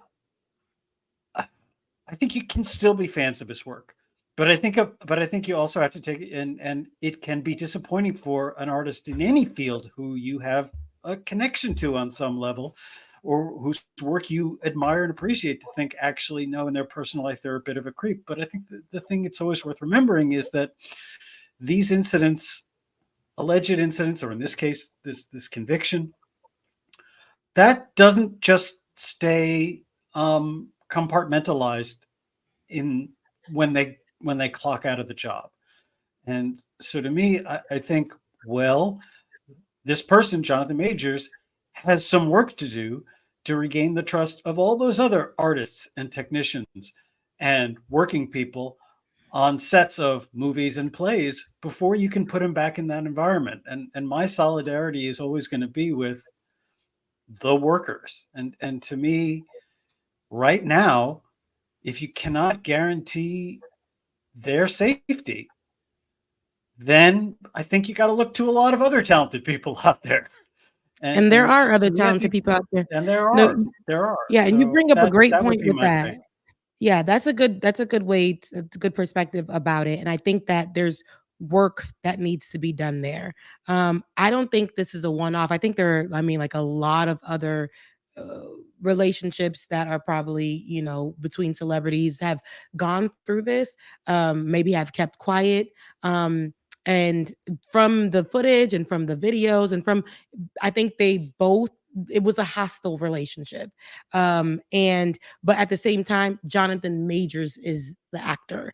And so there's work that definitely needs to be done to gain the trust, to get back anywhere. The conversations that are online, I think that I've known and I've seen other actors from back in the day come back from hell and a lot of Hollywood loves. Oh yeah, they love a comeback. Story. Oh, yes. they love it. Robert Downey Jr. baby. Come Robert on. Downey. I was going to say Yeah. Marvel. Yeah. Robert Downey Jr. could not get the insurance companies would not cover him to be on He set. was so high. Apparently, he was crawling into strangers' homes in his underwear, just blasted on cocaine. And that man, what's his name? That's just cool. That man named Charlie something or whatever, and they began to pay him so much, even with his history. But I say this to say, white men get a little bit. It's a little bit more I feel like we will never see. There's so many Black actors that have been convicted of the same thing, okay, and we ain't never seen them again, never. Ever. I can add even white non-binary people, because I am astounded how far Ezra was allowed. They were in Warner Brothers films well long after they had been exposed for doing all this fucked up shit, from abducting a young Indigenous woman to perhaps grooming her, to plying her with drugs, to giving other minors drugs, to assaulting people in Hawaii. It was thing after thing after thing that they did, and then Warner Brothers was still yeah, but it's the Flash, it's the best superhero movie ever. Come on, we need them so bad. That movie is so bad. And so it was so bad. It was in the film industry, I feel like, and I think that's the point I'm trying to make. And I'm not saying that what Jonathan Majors did is acceptable, right? But I do think he needs help. I think that he needs to get the help. He is very talented. I think he was in a hostile relationship, both of them. And I think she did what she needed to do.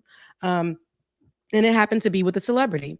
Now, with that being said, we see a lot of juxtaposition when it comes to a lot of these actors, and in the film industry. Another issue at hand is women in the film industry. And when it comes to Black and white people, and no matter what the issue is, there's a strong it's not the same how they're treated. We know Taraji P. Henson just recently came out, which her video went viral about her saying how she wanted to quit acting because the low pay. She's like, I'm just so tired of having to work 10,000 jobs, and the person that does nothing for real gets way more money than me in this industry. She was just talking about that. And a lot of people were twisting her words and saying, well, you're a millionaire, you should be fine with that. And, they look for a lot of these people of color, specifically Black people who are in the film industry, to be a certain kind of way. They're easily canceled, and they're not paid correctly, and they're not supposed to speak about it. They're supposed to get their check and shut up. She was told, and she's promoting The Color Purple, the new remake of The Color Purple, which is produced by Oprah. But she just went viral just from having that conversation. And a lot of I saw a lot of white people having something to say about her, just saying, hey, and close to tears, hey, I don't get paid the same as everybody else. I'm tired of having to work my whole entire life 10 times harder or be present 10 times more than the next actor who happens to be white and is getting paid $10 million straight. I'm getting $10 million, but it's cut from here to here to here. And when it comes down to me, I get nothing. So people are saying that she was being a little selfish for even bringing that up. But I just say, like, I say that to say there's a lot going on, and especially them coming from strike and trying to get bounced back. It's just a really tough space for a lot of them, and it's an uncomfortable place to have these type of conversations about Jonathan Majors and about like what Taraji P. Henson is bringing to light. It's super tough. So I think that we should cancel Mel Gibson forever. That's my take. We need, like, I don't know why he still gets to make movies. I don't know why he still gets to Is he still go to making award movies? shows. Baby, what was it? What was the He's still making Christ, shit? the coming of the Christ? What was the movie? The Passion of the Christ. Christ. Isn't it like He's 20 years making a old? sequel right now. He's making the second. Making a new one? Shut up, Oh man. yeah. He's making a No, sequel? there's Passion. Is it 2 about coming out. Yes. What's it about? Him rising? I'm guessing his hatred of the Jewish people, probably like the first one. Yeah, I'm gonna guess it's probably a bit of part of it. Yeah. But like, how does that guy still go to award shows and is still kind of like, oh yeah, we forgot because they give them, they can go to rehab, they can go to Jesus, and then they can come back and everybody's like, but they did the work. They did the work. Allow them to continue. Don't take away from their kids' mouth. Right. And then you're talking about Jesus. Come on. He would hate the real Jesus. Let's be real. One Jew. So yes. Yeah, right there. Yeah. He ain't even all that white. His eyes probably ain't blue. Okay. Got a little curl in his hair. Okay. Has everyone on this broadcast listened to the QAnon Anonymous podcast episode about Jim Caviezel, Caviezel's history? I do watch. I do listen to that podcast. So great podcast. Him in The Sound of Freedom and all that kind of stuff. Like he went free The Sound of Freedom. The best. It is actually, they did some journalism and they spoke to a bunch of people who work with Jim Caviezel on Person of Interest and other. For everyone films. who doesn't know, he played Jesus in The Passion of the Christ. By the way, that's what he's talking about. And Jim Caviezel has recently become a QAnon curious. I don't know how you put it, or a full-on QAnon adherence. And he was in the movie Sound of Freedom.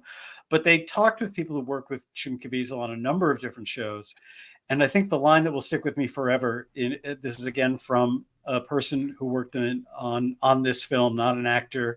I forget which department they were in, but they worked with on this movie on Person of Interest, and they described Jim Caviezel as a puppy, but the puppy won't stop talking about Hitler. Is the description for Jim?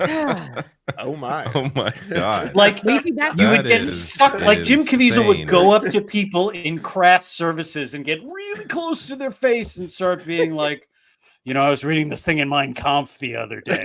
Like that doesn't sound like a puppy. That sounds like a Doberman. How does someone that psycho get hired for jobs? He's a puppy in that like they had to constantly, they wouldn't let him drive a car in scenes because if Jim Caviezel thought that his character would really try to run over another person's character he would try to run them over with a car. Wow. They had to constantly sub in. Yeah, and they felt like Jim Caviezel at a certain point began to really think that he was an actual FBI agent. Oh gosh. Oh my God. Because, well, at least he didn't think he was Jesus. So that's he needed help. Oh, actually. Okay, in any case, he went method with it. Far be it for me to recommend a 2-hour-long podcast, but it's so funny and so awful. But every time they see him, they're like, Jesus. Is he still acting, or is he done now? He like only like freedom. That yeah, but that's like a crazy right-wing project. Like any like normal projects, or just like a crazy right-wing project. I'm sure he's still getting gas and stuff. Sure. I'm sure he's still getting the check. Oh my God. They got him. There's whatever white Tubi is there. I'm pretty sure there's that for him. Hey, Don't knock Tubi. It's streaming on Listen, Apple. Tubi is ridiculous. Tubi is ridiculous. White dude. This is a Before we get out of Tubi here, pod. before we get out of here, I got to mention this story because I covered this. Sorry, is Tubi not a white thing? I watch Tubi. I love Tubi. I don't know anything about what It's super. what is Tubi? Tubi's the free Netflix. You just have to watch a couple ads when you get free Netflix. Really? I know that ain't David C's. David, go and download Tubi on your TV and just watch 5 minutes of something, and you will see what Tubi is. And then come back next year and we'll talk about so it. many weird and great movies, and it costs nothing. You just have to watch a bunch of janky production ads. is so poor. You will see the cameraman on the side, and the cameraman is going from being the cameraman and being an extra, being a cameraman and being an extra. The same shot. It's terrible. Wow. We'll talk about it next year. I would love to talk about Tubi. There is this one story I just want to hit on because I covered this today, and this was so wild to me. This is here. This happened in St. Louis. St. Louis police file felony charge against bar PM owner after they crashed into his bar. Oh, I heard about this police and committed a officer hate crime right afterwards. drove into so this is a gay bar. Drove into this man's bar as they were closing up, and the owner, of course, is angry. Like he was angry at the cop. He wasn't like, but he got arrested for being angry at him. The cop made up some story about actually, it's hilarious. Let me, if I can find it. You got to find the video footage of the this is GTA shit, right? Oh like no, that's coming up. Into the side of the building. Okay. It's coming up. But so the co-owner began screaming obscenities. I wonder why. In the wake of the collision, the officer writes that Morris struck me hard in the chest with an open hand, causing me to temporarily lose my balance. This is the big this is pure cop bullshit. To try and claim, he assaulted me. I almost lost my balance. Maybe because you were drunk. Because he also the cop did not take a breathalyzer, and no one around him either. Yeah, so he was very likely or could have been intoxicated. But so here it is. So no one's around. Like it's not like a high-speed chase. Oh wait, sorry, no, you're not seeing the tab. Here it is. No one is around here. It's just the cop speeds down the road. Wow. And swerves right into his bar. Wow. Bam. GTA 6 looks fucking into the bar. Into the bar. And right before that, right into the bar. And right before that, was he trying to park? I don't know what was going on there. Inside. Want to save money on parking. Right before that, there's a video of the cop running a red light, and the sirens aren't on or anything. Wow. It really pisses me off when cops do that too.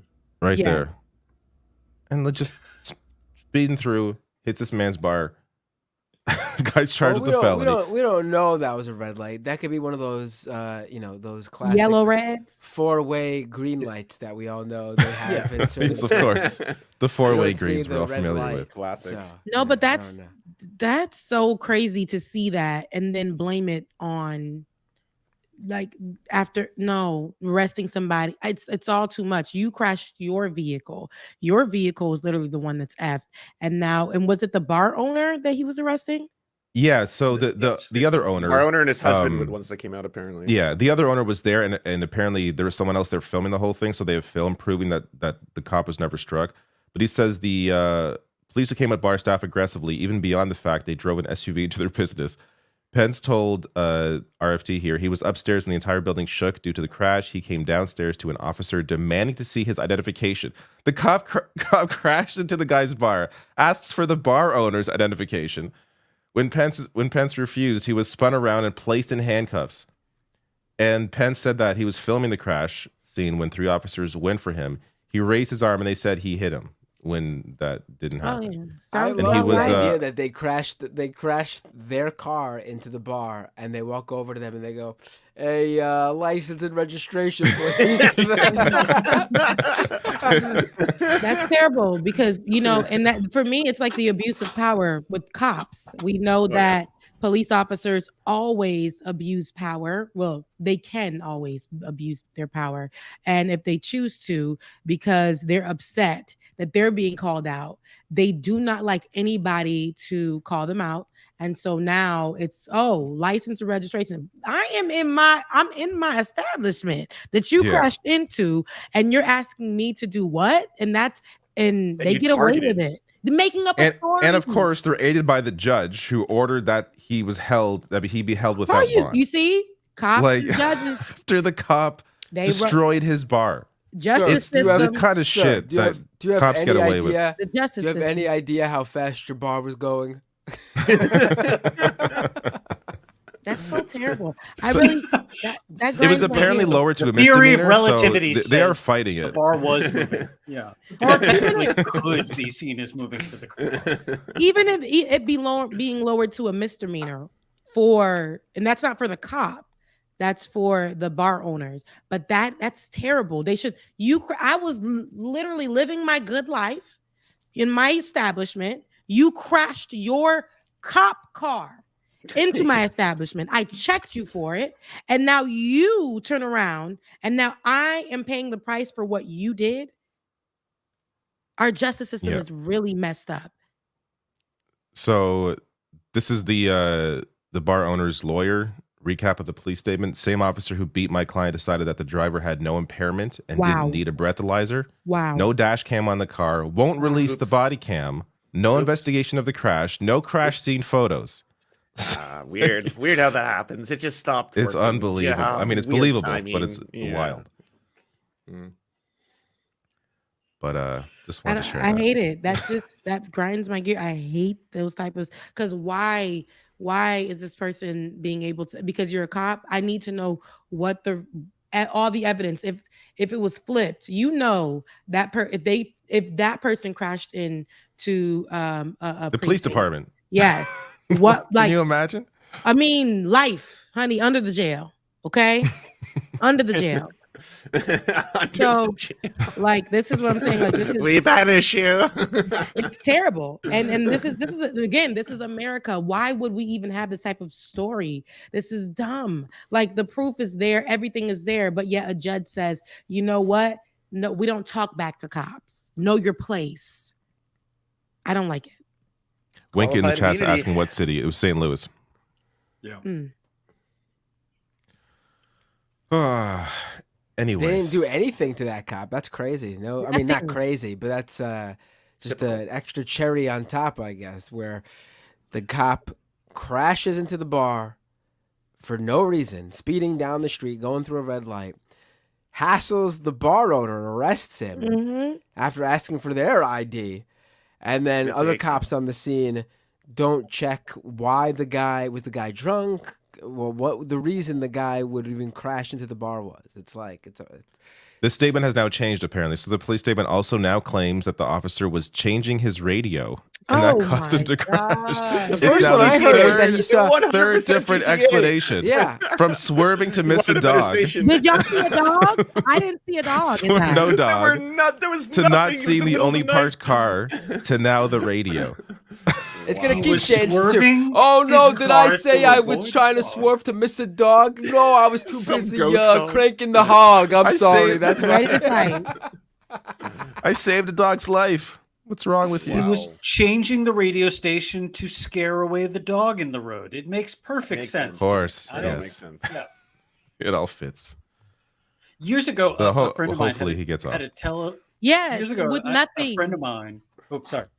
I'm interrupting. No, go ahead. Years ago, a friend of mine quickly had a job answering phone calls for the Civilian Complaint Review Board in New York. The Civilian Complaint Review Board is the organization that was set up to, if you want to make a complaint about the police, you can call and file this, and this is how the public's incidents with the police get cataloged. And so the job that my friend had was answering calls from midnight till 8 a.m. So we would, myself and my friend and other friends, we would hang out at this person's job, having fun as 20-somethings too, but also taking these calls.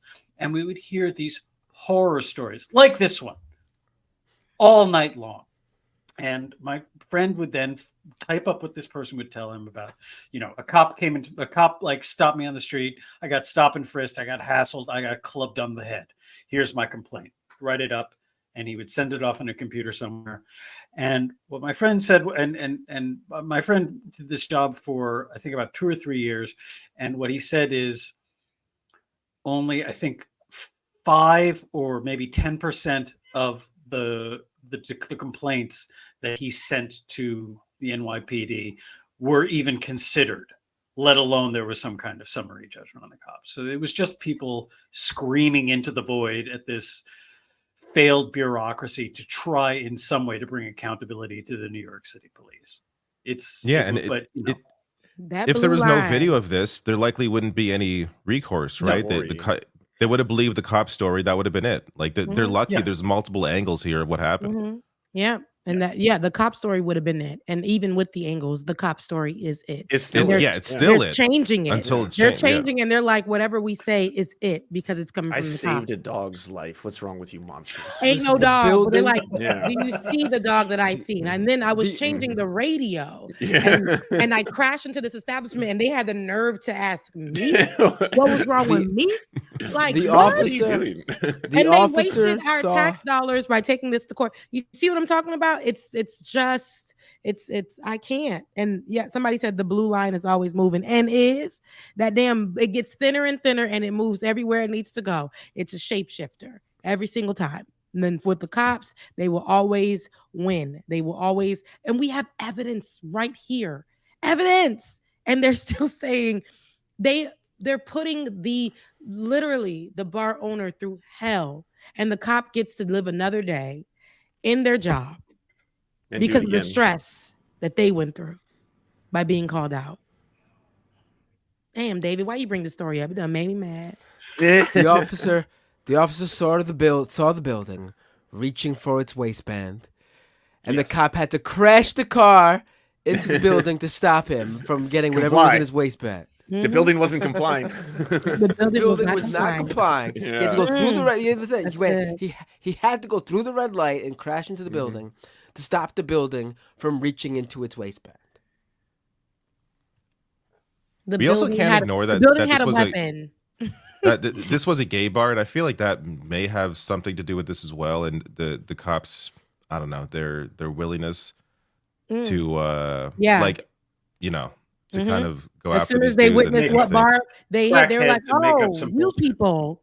Yeah, it's giving that for sure. Oof. All right, well, it is 10:30. It's 10:30. You know, we're not here for a long time, but we're here for a good time, David. You already know.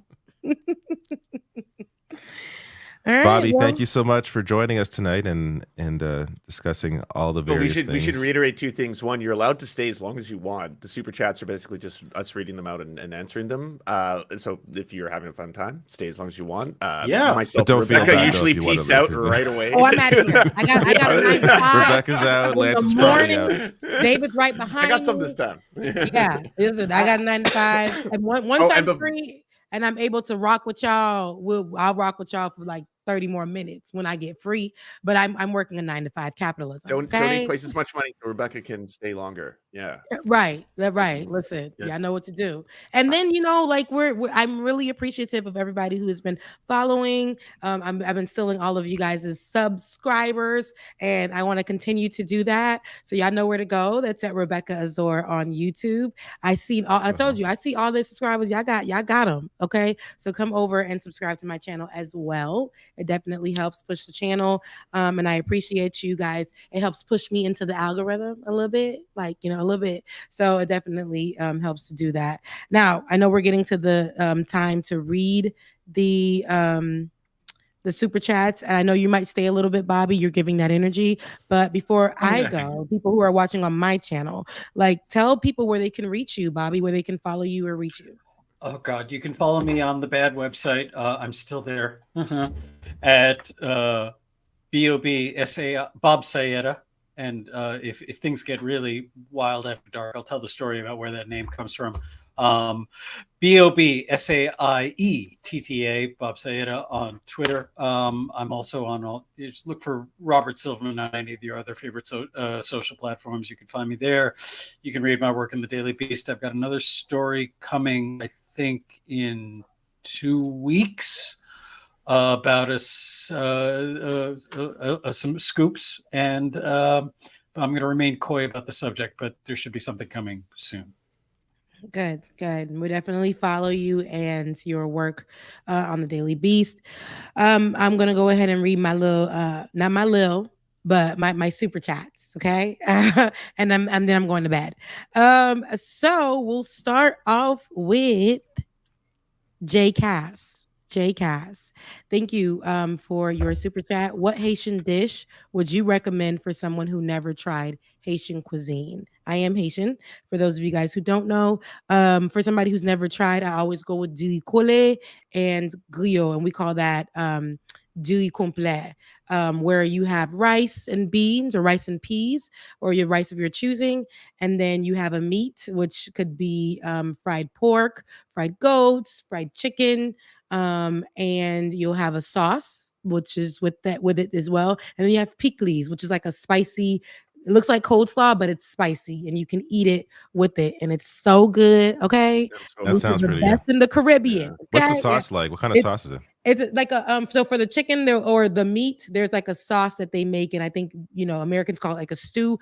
We'll pour it on there. I don't know. It's like I don't know how to explain it, but it's a really good sauce, like a red tomato-y sauce. But the pickles, which is the coleslaw that you eat with like plantains or even with the rice, that's like it's like peppers. It could be onions. It depends on where you're from in Haiti, but it's a spicy and vinegary type coleslaw. And you eat it with the food, and it's really, really good. So wherever you go, ask them for Julie complet, and they will give you that Julie complet, and it's really good. So next up is Parker. Thank you so much. Asking, did any of you guys see DC Mayor Muriel Bowser having ceasefire protesters chant during her speech, and she broke out singing to This Little Light of Mine? I did not. No, didn't see it. Whoa. That's a lot. I did not see it. That's a lot. I will look it up now, though. Yeah, that's crazy. I'm gonna look that up too. What did she? I'm confused about what she intended to say by singing that song. Granted, Muriel Bowser being told of this story with now. So I know, just to distract, I guess, from the chants. It doesn't very bizarre reaction. It doesn't sound like solidarity or an expression. No, I'm not getting it that it's solidarity here. No, I'm I getting think that it's, it was a discussion. To try to correct me if drown it I'm out, wrong, Parker. Correct me if I'm wrong. But Andrew S., thank you so much for your super chat. Logan Hill asking, what Tubi movie were you referencing? You are hilarious and glad you are here for a good time or a long time. No, it was just a good time, not a long time. And the Tubi movie I was referencing was all of them. All of them. Each and every one of them, you're going to see something ridiculous. The extras are doing the most. The camera person is actually the main character. It's just all of the Tubi movies. Those are the ones I was referencing to. So those are all my super chats for the evening. I love you guys so much. It is our last Before you leave, Rebecca, it's hard for me to tell. Are you wearing a salt and pepper shirt? Not salt and pepper. It's TLC. It's TLC. It's a t-shirt dress, right, cool. but it's TLC. See, TLC. And it's everybody in TLC on this one. This is a t-shirt dress. But yes, it's a t-shirt dress. It's TLC. It's not salt and pepper, but I need to get salt and pepper. If I find it, I'm going to rock it. But yes, thank you guys for rocking with me this evening. True. It is our last this is our last show for the year, right? You guys Yeah, I think okay, so. good. Last show for the year. We're going on a holiday break. So I will see you guys in 2024. You guys can still watch and support over on my channel at Rebecca Azor. And you guys, I'm not like it or not either. We are on a holiday break as well. So no show this Saturday. Okay, make sure you guys follow again, like, and subscribe because that means a lot. If you want to donate to your girl, Becca's Voice on Cash App. And if you go over to the page right now, you see other links on how you can support. I love all of you guys. I mean it. Nice to meet you, Bobby. And I'll see you guys in the new year. Happy New Year, holidays Rebecca. and Happy New Year. Happy Bye, holidays. guys. Bye-bye. Oh boy, I've been dying this episode, guys. I'm really I sick. feel bad for you. How are you? Like, I know you're straight edge, but this is the one example. The one time you're able to socially acceptably be wrecked. Like, you could be on all the best stuff: Dayquil, Nyquil, all of those like pseudoephedrines. And I do take medicine. Yes, I've been taking oh, lots okay, of Dayquil. okay, So you're one of those fake straight edges then. Yeah. Oh, yes. No, I believe that you're wearing a Dare shirt, aren't you? I can take modern medicine to help myself. Yes, I believe. But that's drugs. You're on drugs, baby. Enjoy the drugs. I'm anti. He's anti-fun harmful drugs. or abusive drugs. Yes, there we go. Those are very harmful and abuseful. A lot of people have problems with pseudoephedrine. Come on, well, now. you can abuse them, but you can take them yes. regularly. Like you can't just be like, oh, I'm going to safely take some cocaine. I mean, I guess you can, but no comment. If you know what you're doing, right? Sure. Do some back crack in the day before, safely. Yeah, I guess before it got chopped up. Okay, on that I agree with you. Yeah. Yeah. You know what I'm saying. Stepped on fentanyl stuff. Yeah. Yeah, I know. Everything's dangerous now. All the things you were told when you were a kid, now it's true about drugs. Drugs are actually very dangerous and can kill you. Don't buy drugs off the street, kids. They are horrifyingly bad for you. Get it tested, harm reduction, don't use alone, get a naloxone kit, all that stuff. It's crucial. Save lives. Do it. Don't do drugs. I don't do drugs unless I'm sick. Then I take medicine. But otherwise, then he's gacked out. He's just having a time. You know. No, actually, I'm gonna take NyQuil when I'm done because with this show. Oh hell yeah, baby! I'm gonna to sleep. Drug. I love that drug. I did 2 nights without NyQuil. We didn't have NyQuil, and I did 2 nights without NyQuil, and it was like I was. You look tired now, though. You could probably just fall asleep. I was miserable. Yeah, you might not need the NyQuil. Well, the reason like you're a NyQuil junkie. The reason I've been rubbing my eye this whole episode is all of a sudden I don't know if I have an eye infection or there's something in my eyeball, but my eye is like killing me right now. I'm not tired because of that. Like you don't have to stay here. All your super chats can go to me. You know, you can leave. No, you know me. I do it for the people. Don't touch your eye. Right. Yeah, maybe don't stop touch rubbing my eye, yeah, maybe. yeah. Right? Yeah. Well, here's the first question. Is this for me? I assume, unless some are for Mike, it's going to be really annoying if anyone gave money to Mike. If anyone gave money to Mike.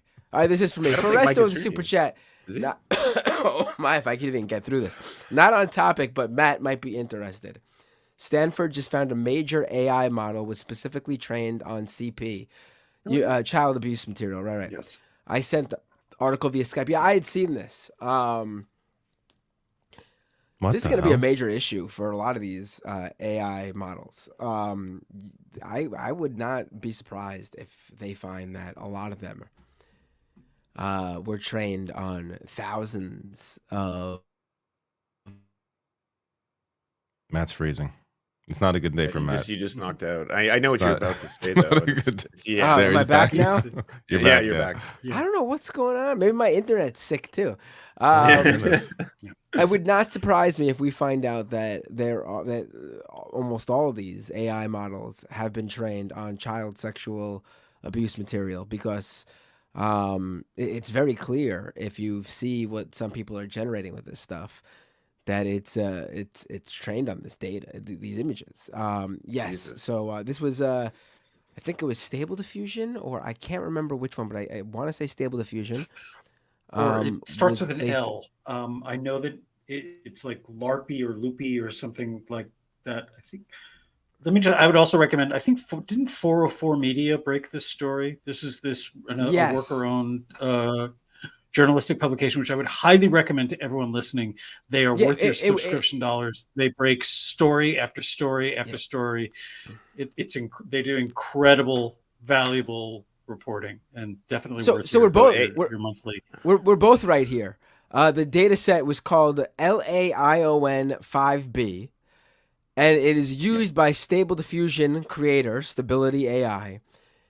And they found that it included at least 1,679 illegal images scraped from social media posts and popular adult websites that consist of child abuse imagery.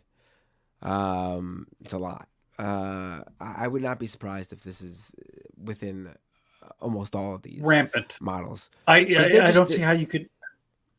They're just scraping up everything. They're just scraping up all this data on the web, billions of data points. Of course they're going to grab this stuff, and of course they're not going to be able to figure out that it's there because it's so much to look through and sift through. I'm not saying that doesn't give them responsibility. The responsibility is on them to figure out how to do it, but I'm just saying why this is happening, because this is how these models work. They don't it's just the astounding how much data from all over the internet. Except for Grok, which is actually just Elon sitting at his computer answering every single question. even the ones that say that he had a relationship with Jeff Epstein. People asked Grok about Elon Musk and Jeff Epstein, and there was like an output, a really funny response, where Grok was like, "Oh yes, they were great friends." Oh my god, I missed that. Yeah, it's funny. Matt, here's one from your mom who lives in Tokyo, apparently. Oh, Tokyo Hans with a membership super chat. Matt is sick, everyone. Make sure to send in as many super chats as you can to show your support. Thanks, Mrs. It's Bender. Better than rest.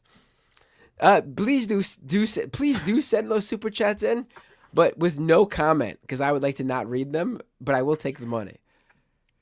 There you go.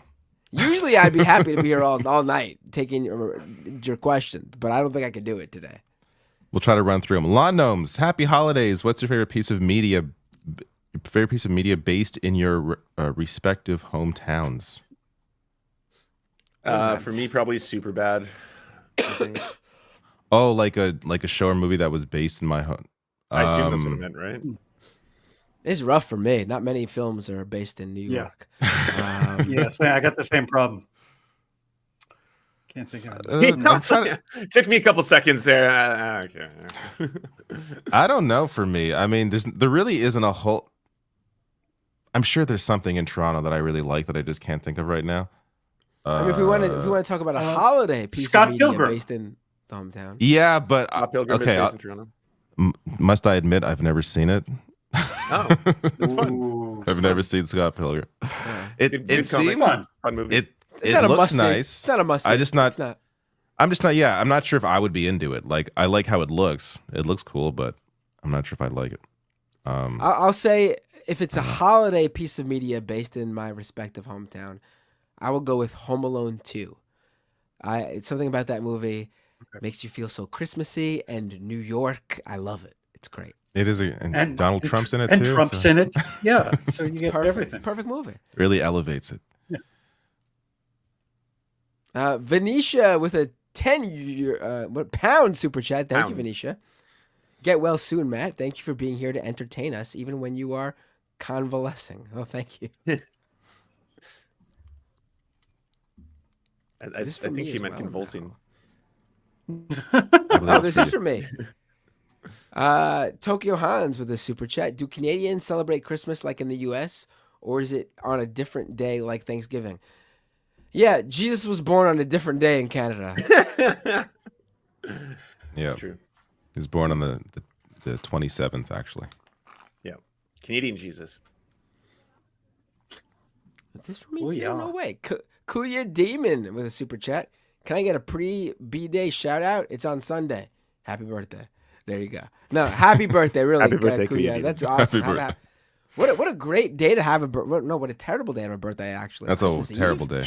Terrible day. Classic Bender. I feel bad. You get totally lose out on 2 different days of gifts. It's just like one melded together mega day. That's true. Great for parents though. Save a lot of money. Jay Cass with a super chat. Hey Binder, your buddy Deepak beat you to Cameo. Is David Pakman on Cameo now? Ooh. Jeez. I gotta get on there. I gotta do some cameos. Like this. I should do cameos like this. Yeah. Miserable. They're authentic. It would work. Pay a sick friend. Oh, that's Rebecca's. This one's not for me. This one is for me. Law Gnomes, $10. Thank you. Says we're in an era of politician celebrities. Will we start seeing judges as celebrities? Which judge ruling over one of Trump's cases get a token or serious proposal to be the next SCOTUS nominee? I don't think so. If your question's serious, I don't think so because they don't really get the screen time that politicians do.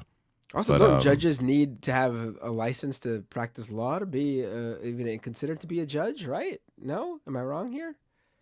Yeah, but there's a lot of dipshits who are judges. It doesn't really prevent them from being a dipshit. No, I know, but that seems to be like judges as celebrities. I read it backwards. I thought celebrities as judges, like how Donald Trump became president. Oh, okay. Like celebrities would somehow become... Yeah, that'd be funny. Like Judge Reinhold gets to be a real judge or something. Like Supreme Court Justice, I don't know, Kim Kardashian or something. Yeah. Well, I mean, didn't she pass the bar, right? That could happen. Who knows? Did she? Oh, I don't know about that. Wow. Congratulations to her. Tokyo Hans with Super Chat. Mayor Adams, please describe New York with one word for 2023. Adams, kebab. I mean, at least... That'd be an improvement. Yeah, that would have been an improvement. It would be an improvement. Were you here for that clip? Oh, we showed it earlier. Yeah, we showed it earlier. Bobby. It was just but amazing. I know it. I know. It's in my heart. There was a great tweet about Eric Adams, and I'm paraphrasing, and I'm forgetting who wrote it, but it was that all throughout the Democratic primary in New York City, people were saying, "See, you don't understand. Here's what a real down-to-earth Democratic politician who's in touch with the needs of his constituents looks like." And once Eric Adams gets into office, he starts saying things like, "Leprechauns are real, and I'm going to cook one." And that to me is a really great way of summing up the Eric Adams experience. Oh my God. Well, every day, come to New York City, baby. Every day could be a 9/11. Every day. Or you could or open a business. Rats or animals here. Yeah. What hotel you want to stay at? I'll let you know if it's tall enough to be hit by a plane. Yeah. I'm just here letting my haters be my waiters. That's what I'm doing all the time. He's so unbelievable. I will always love his response to when this turkey scandal came out, and he was like, "I just gotta say, where there's smoke, there's not always fire." It's like, what? Yes, actually, where there's smoke, there is fire. I voted for Maya Wiley. I condemn Hamas, and I voted for Maya Wiley. That's all I'm saying. I did too. Yeah. Oh, this is yours, too? I think. Jeez. I believe so. Foresto, did you guys seem to go to this year's 9/11 reenactment? I heard it was fire. Eric Adams seems to think so anyway. YouTube blocked the real spelling. Oh, really? YouTube blocks 9/11? No, really? I think they add like one of those wiki things underneath if you mention it, like with COVID, it adds like a wiki paragraph underneath your video. I just can't believe, like, what goes through someone's mind to bring that up when you're trying to talk positively about the city you live in. I mean, the city you were mayor of. Just such a bizarre guy. It's like he's not from New York. Honestly, like it's like he's like from out of state, and like the first thing he thinks of is like New York 9/11. I don't think we actually truly know if he is based in. He might be in New Jersey. We don't know if he's based in the planet Earth at this Jersey. Right? Okay. Oh no. Right. I honestly, knowing his weird personality, I honestly can picture him looking at 9/11 as like seriously him being like, only in New York, baby. Like looking at it as like New York is so special. Only that could happen in New York. There was a moment during the campaign, and this is the thing where I was astounded that anyone was voting for him. When they asked him what his favorite rock concert or concert going experience was, and his answer was 1, a lie, and 2, insane. It was that his favorite live music experience was seeing Curtis Mayfield play on the night he died. That was Eric Adams's answer. Yes.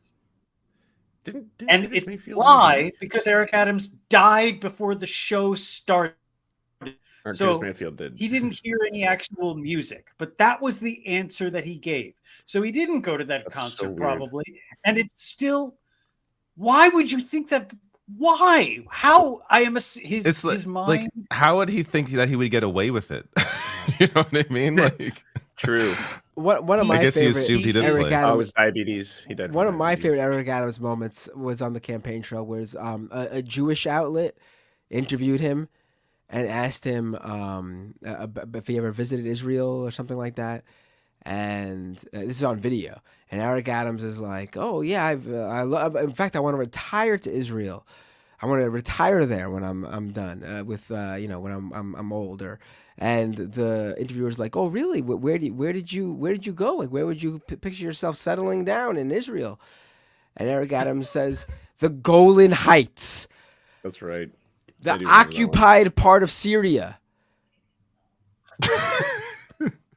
This sounds like Trump. Like that's And, the kind of and thing the Trump interviewer, would do. they're showing the interviewer side by side, and when Eric Adams says Golan Heights, the guy like goes from like the you know, when you're interviewing someone, you're smiling. He goes from just like to like. What, pray tell, is Aleppo? You can't compare anyone to Trump because Trump is sui generis, and it's a hack comparison, yes. But I do think there are ways in which Eric Adams his habit of lying about things that he does not need to lie about and then coming up with lies that make him sound completely insane is incredibly Trumpian. Which is why I'm sure or Santosian. I think it's more Santosian. Yeah. Santos yes. does it with grace. Yes, you're sampling the terroir of lies. Yes. Santos like embraces the moment. Like he loves lying. Like he knows he's a liar. He enjoys lying. Whereas like Trump thinks he's getting away with it, as sounds like Eric Adams thinks he's getting. Yeah. We might regret getting rid of George Santos. Did you see who Republicans have put up to run in that district? A Israeli Ethiopian woman who has never run for office before, who served in the IDF, who has claimed that she will, if she's elected, she will work for both the people in her district and the people of Israel. This is someone who says this is how they would be a U.S. congressperson. Do that? They would act in the interest of Israel. That's what their goal is as a U.S. congressperson. Well, at least that's one person being honest, as opposed to some of the other people in if she's elected, my answer to that is we have Richie Torres at home. You know, we've done this already. Oh my God, Richie Torres he's as bad as Fetterman is, if not worse. I know. I find Fetterman. I heard that the Republicans nominated a sentient gun that only says racist things, and he's polling quite well in that. Yes. Bender? I mean, anybody could say this, but is this for me? Mr. Hussein, rest in peace, Brianna Gay. Yes, this is rest in peace, absolutely. The trans woman in the UK, the trans teen in the UK, who was killed. She was stabbed to death by her classmates in a anti-trans attack, and I saw that the trial with the two students her two classmates who murdered her, they were found guilty yesterday. The information came out that clearly shows it was an anti-trans attack. Yes, the classmates were looking to murder somebody, and they had a few classmates in mind as their victim, but then they ended up choosing to target Brianna because, according to one of them, they wanted to hear if Brianna would scream like a man or a woman. And then throughout their conversations, one of the teens would refer to her constantly as it. So it was very clearly a targeted attack on her. Their defense on both sides was blaming the other teen, saying, "No, it wasn't me who wanted to kill her. It was the other teenager." And then the other teenager used that as their defense, right in the other direction. But when you read the actual logs of the things they were sending to each other, you can see how effective UK press has been at dehumanizing trans people. Like, how does it get to 16-year-olds talking this way and acting this way and actually acting out these horrifying fantasies? It's just genuinely sad and fucked. And from what I understand too, apparently the media covered this completely wrong too, where they were acting like the narrative was she was like the loner who is constantly bullied or whatever. And according to what's been coming out, that's not true. Actually, she was a very popular student. All of her classmates loved her. She had lots of friends.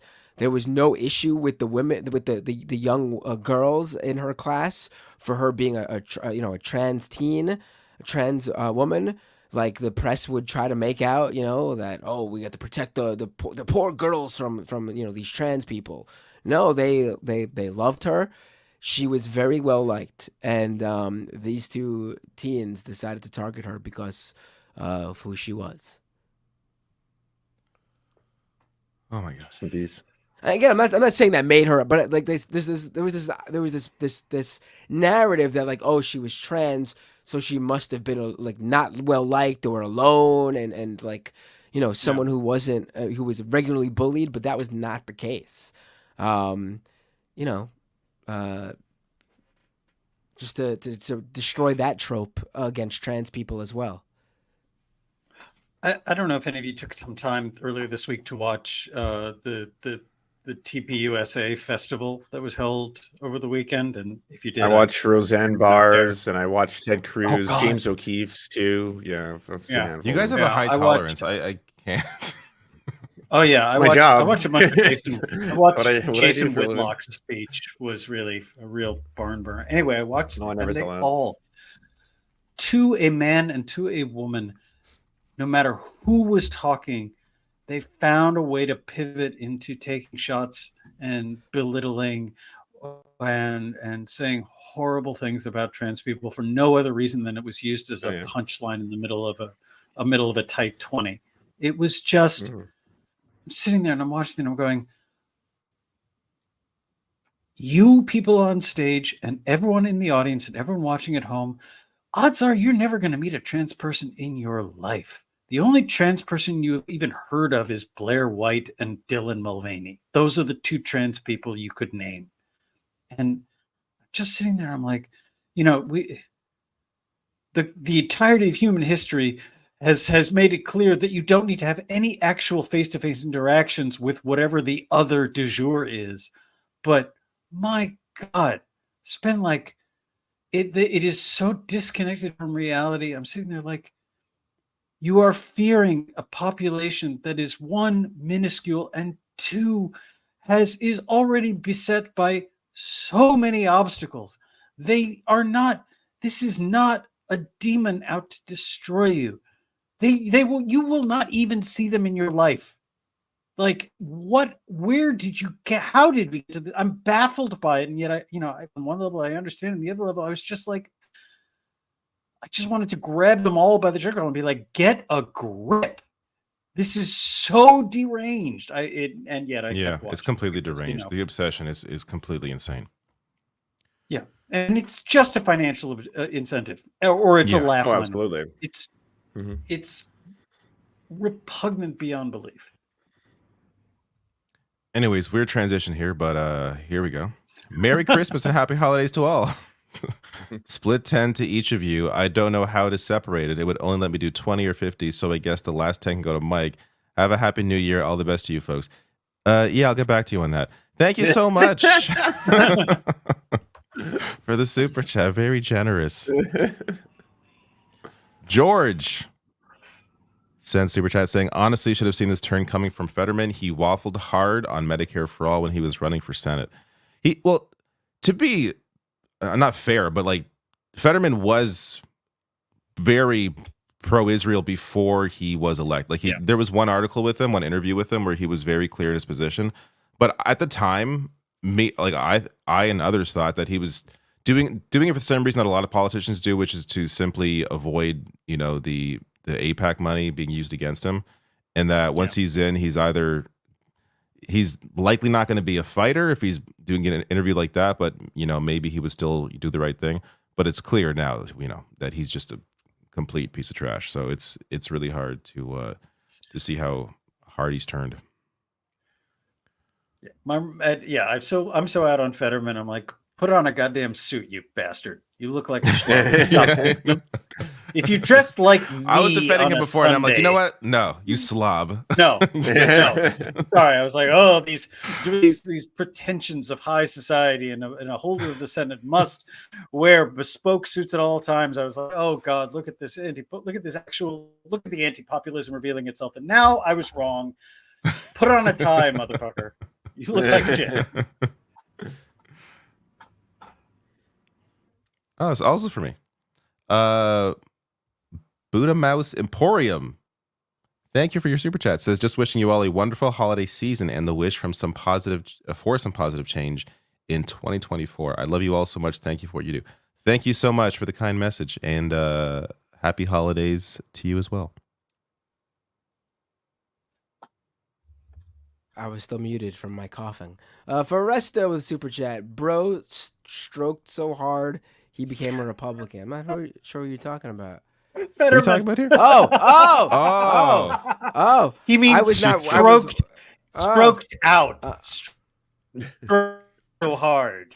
Yeah, I was thinking about, like, is he talking about the cop driving the car? Like, yeah, I was. Yeah. Oh boy. Well, that's quite a position. Is this for me too? Let me see. This is for me. Oh no, it's for you, right? J. Kaz, thank you for your super chat and make me pronounce all these words I will not pronounce properly. Tonight it's al pastor quesadilla with papas con. Whiter. I grew up learning French, not Spanish, so this is all foreign to me. Con chile and crema fresca. There you go. For dessert, it's churros with some fresh horchata to wash it all down. So good. Horchata's delicious. I love the food. I cannot pronounce the names. I'm sorry. There you go. This is also for you, I think. It's not for me. Are you sure? Oh no, it is for me. I'm sorry. Sir Lava with a super chat. YouTube doesn't want competitors to spin up based on a significant excluded market. It's Google monopolism fueling fascist content. This is the discussion before about the algorithm pushing the right-wing content. I don't know what's fueling it, but it's. I just think it's the reactionary content. Yeah. Just does better. It just I hate to say it, but our audience isn't fanatics in the way that right-wing audiences are. Like, they have their influencers, and they completely give their entire life to watching their content 24/7 in ways that I don't think there's that many on the left. Like, what, Hassan's audience? If you want to talk about like a hardcore fan base, like, that's it. I can't think of anyone who has anything like what the entire Daily Wire roster has. Yeah. This is for you. Jay Cass, I made some roasted corn salsa tonight as well, and randomly wondered if this corn I bought might have come from Kowalski's farm. I don't know, Kowalski, you on? Did your I don't know what kind of corn I see you Kowalski bought, so coming I can't up, ask him. so he's definitely on. Seth Wade, wild. Thank you. I play music at the St. Louis bar. The cops ran it. What? No way. Thanks for covering this story, David. Bar PM is a gay bar, and the owners deal with all sorts of hate BS. Wow. What are the chances? If Mayor Eric Adams was the mayor of St. Louis, he'd be like, I love St. Louis. It's the best.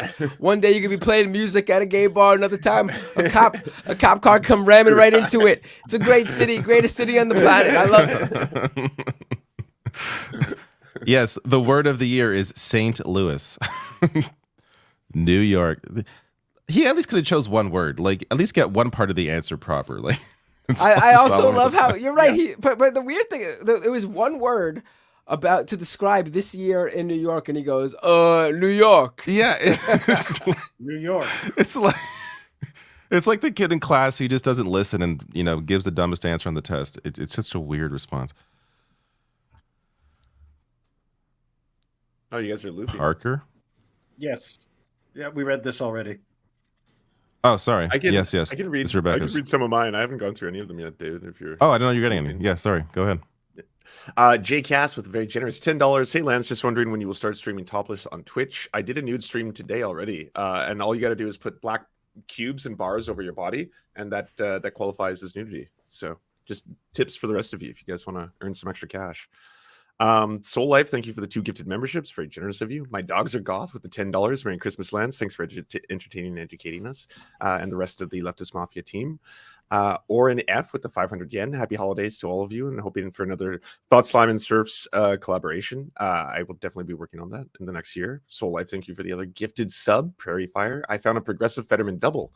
Now what? And then Charlie Jinmer with the $5 saying, cops sensed fentanyl in the trunk of the parked car and had to swerve to avoid contact. Mary Gamus. And true. Could have killed him. It's true. That's a funny one. JCast, David, could you give this super chat to Matt so we can give it to Mike so we can give it to Kowalski as appreciation for the corn? Gracias. Yes, I will definitely do that.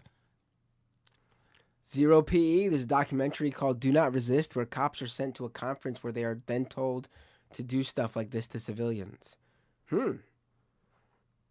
I've seen that police training manual that's basically got like Hitler quotes in it and other shit like that. But I mean, I think the most conclusive evidence you need is talking to a lot of cops who advocate for, like ex-cops who advocate for abolition, who will tell you that like the biggest problem with the way police are trained is that they don't do conflict de-escalation. Everything is usually primarily focused on self-defense above all else. So your life is in danger. You have to be able to strike before you're struck.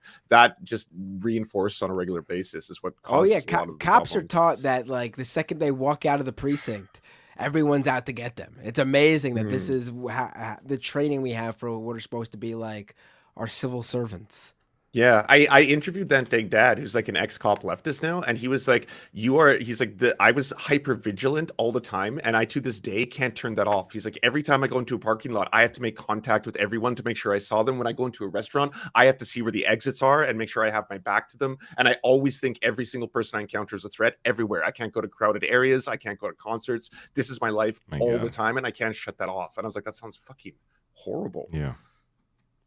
I think it's also worth noting, just to bring this full circle, that the New York City Police Department and the IDF share training and techniques, methods, and best practices. So that's where they're learning their trade. The Reluctant Canadian. There's a lot of gay bars in Tel Aviv for the IDF to practice crashing into. Can't get married though. Yeah, that. I learned that. I didn't know that you couldn't get married in Israel. Right? Yeah. Like you can come from outside the country and be married, but you can't get married there. I didn't know that until like a couple weeks ago. You wouldn't know that. The Reluctant Canadian, thank you for your super chat. Says Lance and David, thoughts on the dumb and depressing BS takes from Jesse Brown of Canadaland fame on the regarding anti-Semitism and pro-Palestinian sentiments. Have you seen that stuff, Lance? I did a segment on it. It's on the Surf Times, but basically the biggest podcast in Canada, and this is going to be great for all of you to laugh at Canada. It's called Canada Land. It's not the Joe Rogan podcast. It's called Canada Land. That's our biggest podcast. But yeah, so I think the biggest part of the story is that a lot of the staff and the Canada Land Union have spoken out and have said that they do not agree with the way that Jesse Brown has been acting. He's the guy who founded the podcast and the network. They're a massive empire. They've got a whole bunch of podcasts in a network and stuff like that, but they don't agree with what he's been doing. And it's been a lot of basically disingenuous reporting to try and falsely label people who are standing up for Palestine as being anti-Semitic. In one case, they were protesting outside of an MP's office, and he said they were protesting outside of like a Jewish institution, but there was like a bagel store like a block away, but they were clearly protesting outside the MP's office, stuff like that. And I just like, it makes me upset in the sense that like there is real anti-Semitic attacks in Canada, and they're horrifying. There's been like Jewish institutions been firebombed. There's been people bringing guns into schools. There's been people who are just straight up neo-Nazis who are going after Jewish people, but people with watermelon stickers and saying free Palestine are not them, right? Like, stop trying to conflate the two, essentially. Yeah, I found him to be profoundly disappointing on this. Like, as a guy who has been I listen to the Canada Land, not every episode, but I definitely listen to a lot of it. And not just him, like the guests generally have good media criticism, have a handle on issues, and even if I don't agree with him, like he doesn't usually just offer his perspective. He has someone on who's like challenging him. So it can be a good podcast. But I feel like his framing, his focus on this is just so completely out of whack. Like it seems bizarre to the point where like I'm like, is he okay? Like, because it just doesn't seem like him. Like the stuff he's really focused on right now, it hasn't talked at all about, you know, how the media in Canada has been you know, misreporting or misfocusing, and intentionally silencing journalists who try to talk about Palestine like that, or Palestinian cause. That's like up his alley. On by Ricochet and Breach, yeah, absolutely. Yeah, that's just up his alley, and he's focused on the, you know, random attacks that aren't even actually attacks. Like it's very depressing. Or I don't want to say depressing, but it's disappointing for sure. Matt is gone. He's back. Oh no, he's back. Yeah, he'll never miss a super chat. Doesn't want to have a oh my god! I only got 2 more, so I think the rest are yours, Matt. Oh, okay. There's like 10 more. Like, yeah, my face. Logan with a $10 super chat. Excuse me. Matt, I have a question, but go to bed. We need you next year. Oh, thank you. I appreciate that. See, that's what I'm talking about. Everyone should be giving me money like that. This has to be yours. Or unless it's Mike. Matt? Oh, Matt froze again. Oh, he's gone.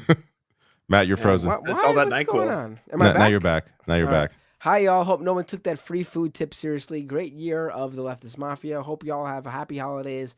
And send my hello to my island neighbor, Rebecca. Thank you, Omega. Will do. Kowalski. Merry Christmas, you heathens. Thank you so much, Kowalski. Merry Christmas to you. Trent with just the super chat. This is the perfect super chat. Thank you, Trent. So Ren with a super chat. Tim Pool's time with Vice was embarrassing and hilarious. Total worth a little remembrance for a chat. Yeah, he was with Vice, and according to people who worked with him, he would, whenever they'd be sent somewhere like on the ground to do reporting, like he would just stay in his hotel room. I remember there were reports about that. Yeah, that's the story. Yeah, that comes from my story. Yeah, they Oh, it was your story. There you go. Yeah, that was my story from I spoke to a whole bunch of people who work with me at Vice. Like the best ones were that the best one is I was told by a number of people who worked with him there is that once for all the reporters who were being sent to various locations into hostile areas, that they were given protective gear too. You know, everyone's like, okay, this is your protective gear, pack it when you go in this. And Tim would wear his flak jacket around the office. Okay. And you can see it. It was in fact like that was the Avi, like he's wearing it in like his old Twitter Avi from 2014 and 2015.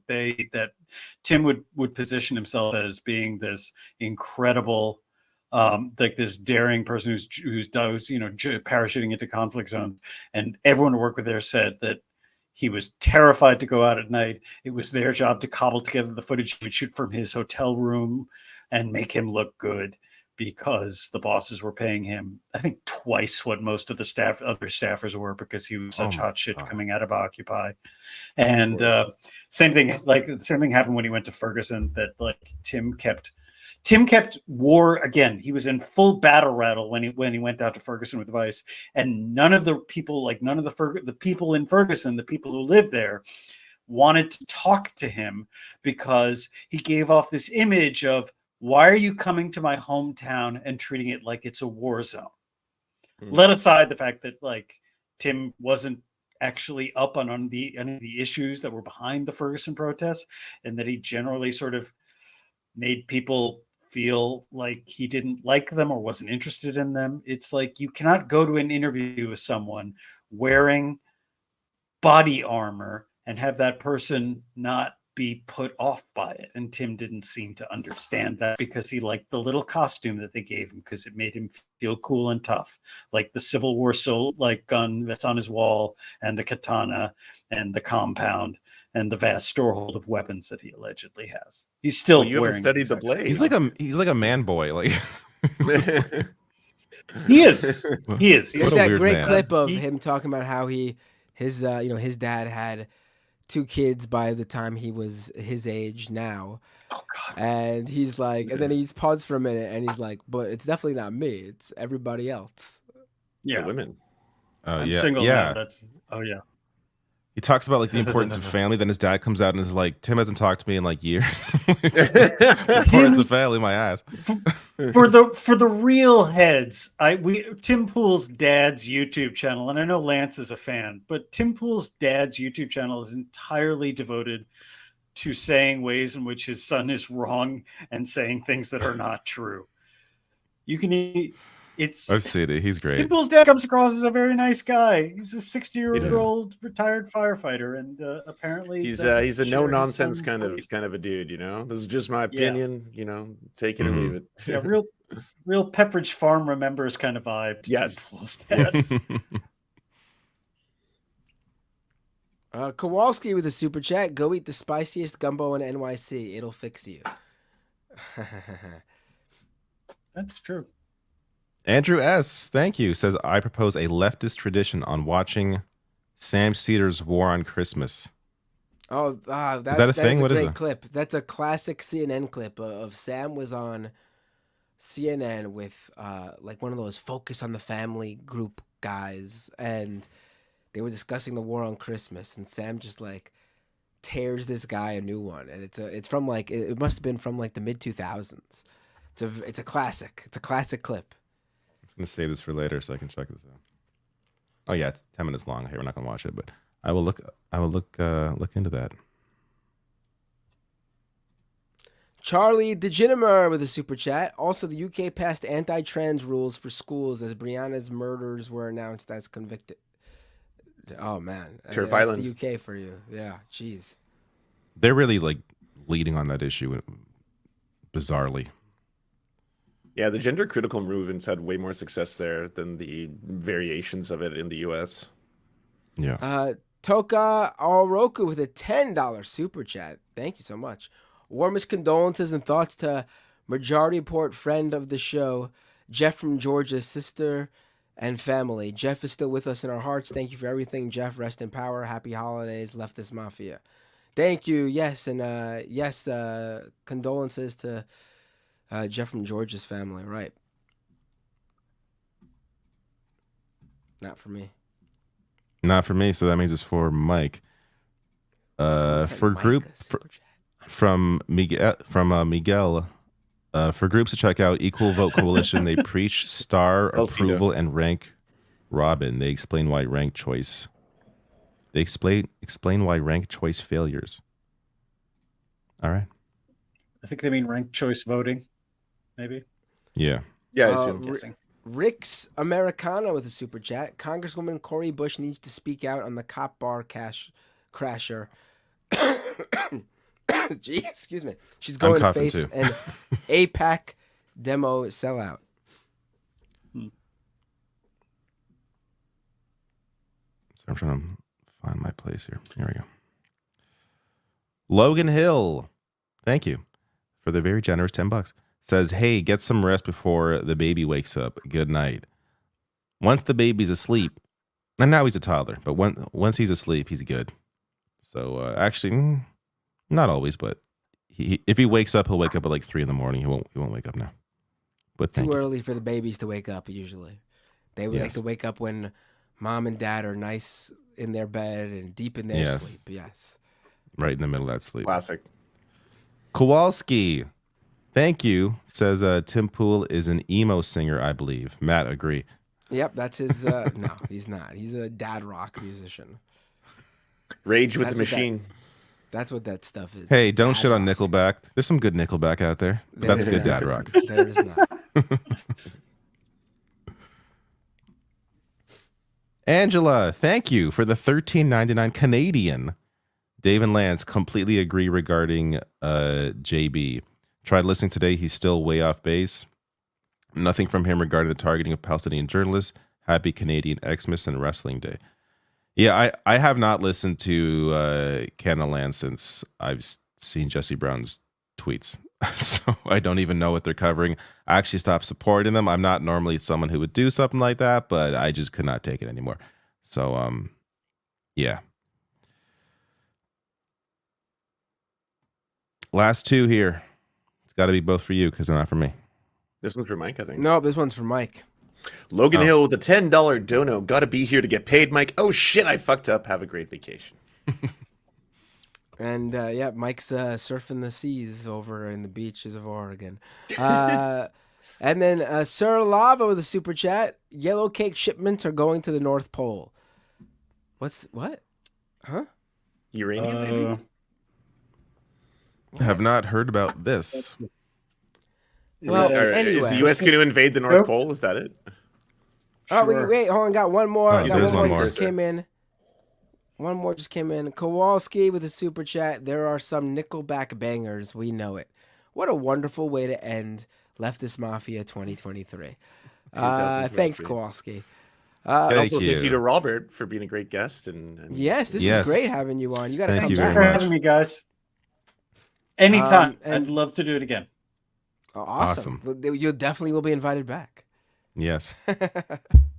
Happy holidays, everybody. And happy holidays. Oh, wait, hold on. Over on Twitch, who should I raid? Oh, you got to raid people. Raid someone on Twitch. Do I let have me anybody thank watching Robot on Monkey Twitch? Cat for resubscribing 1 month, tier 1, and subscribe for 25 months. Jeez, 25 months. All right. All right, bye, y'all. See ya. Bye-bye. Bye-bye.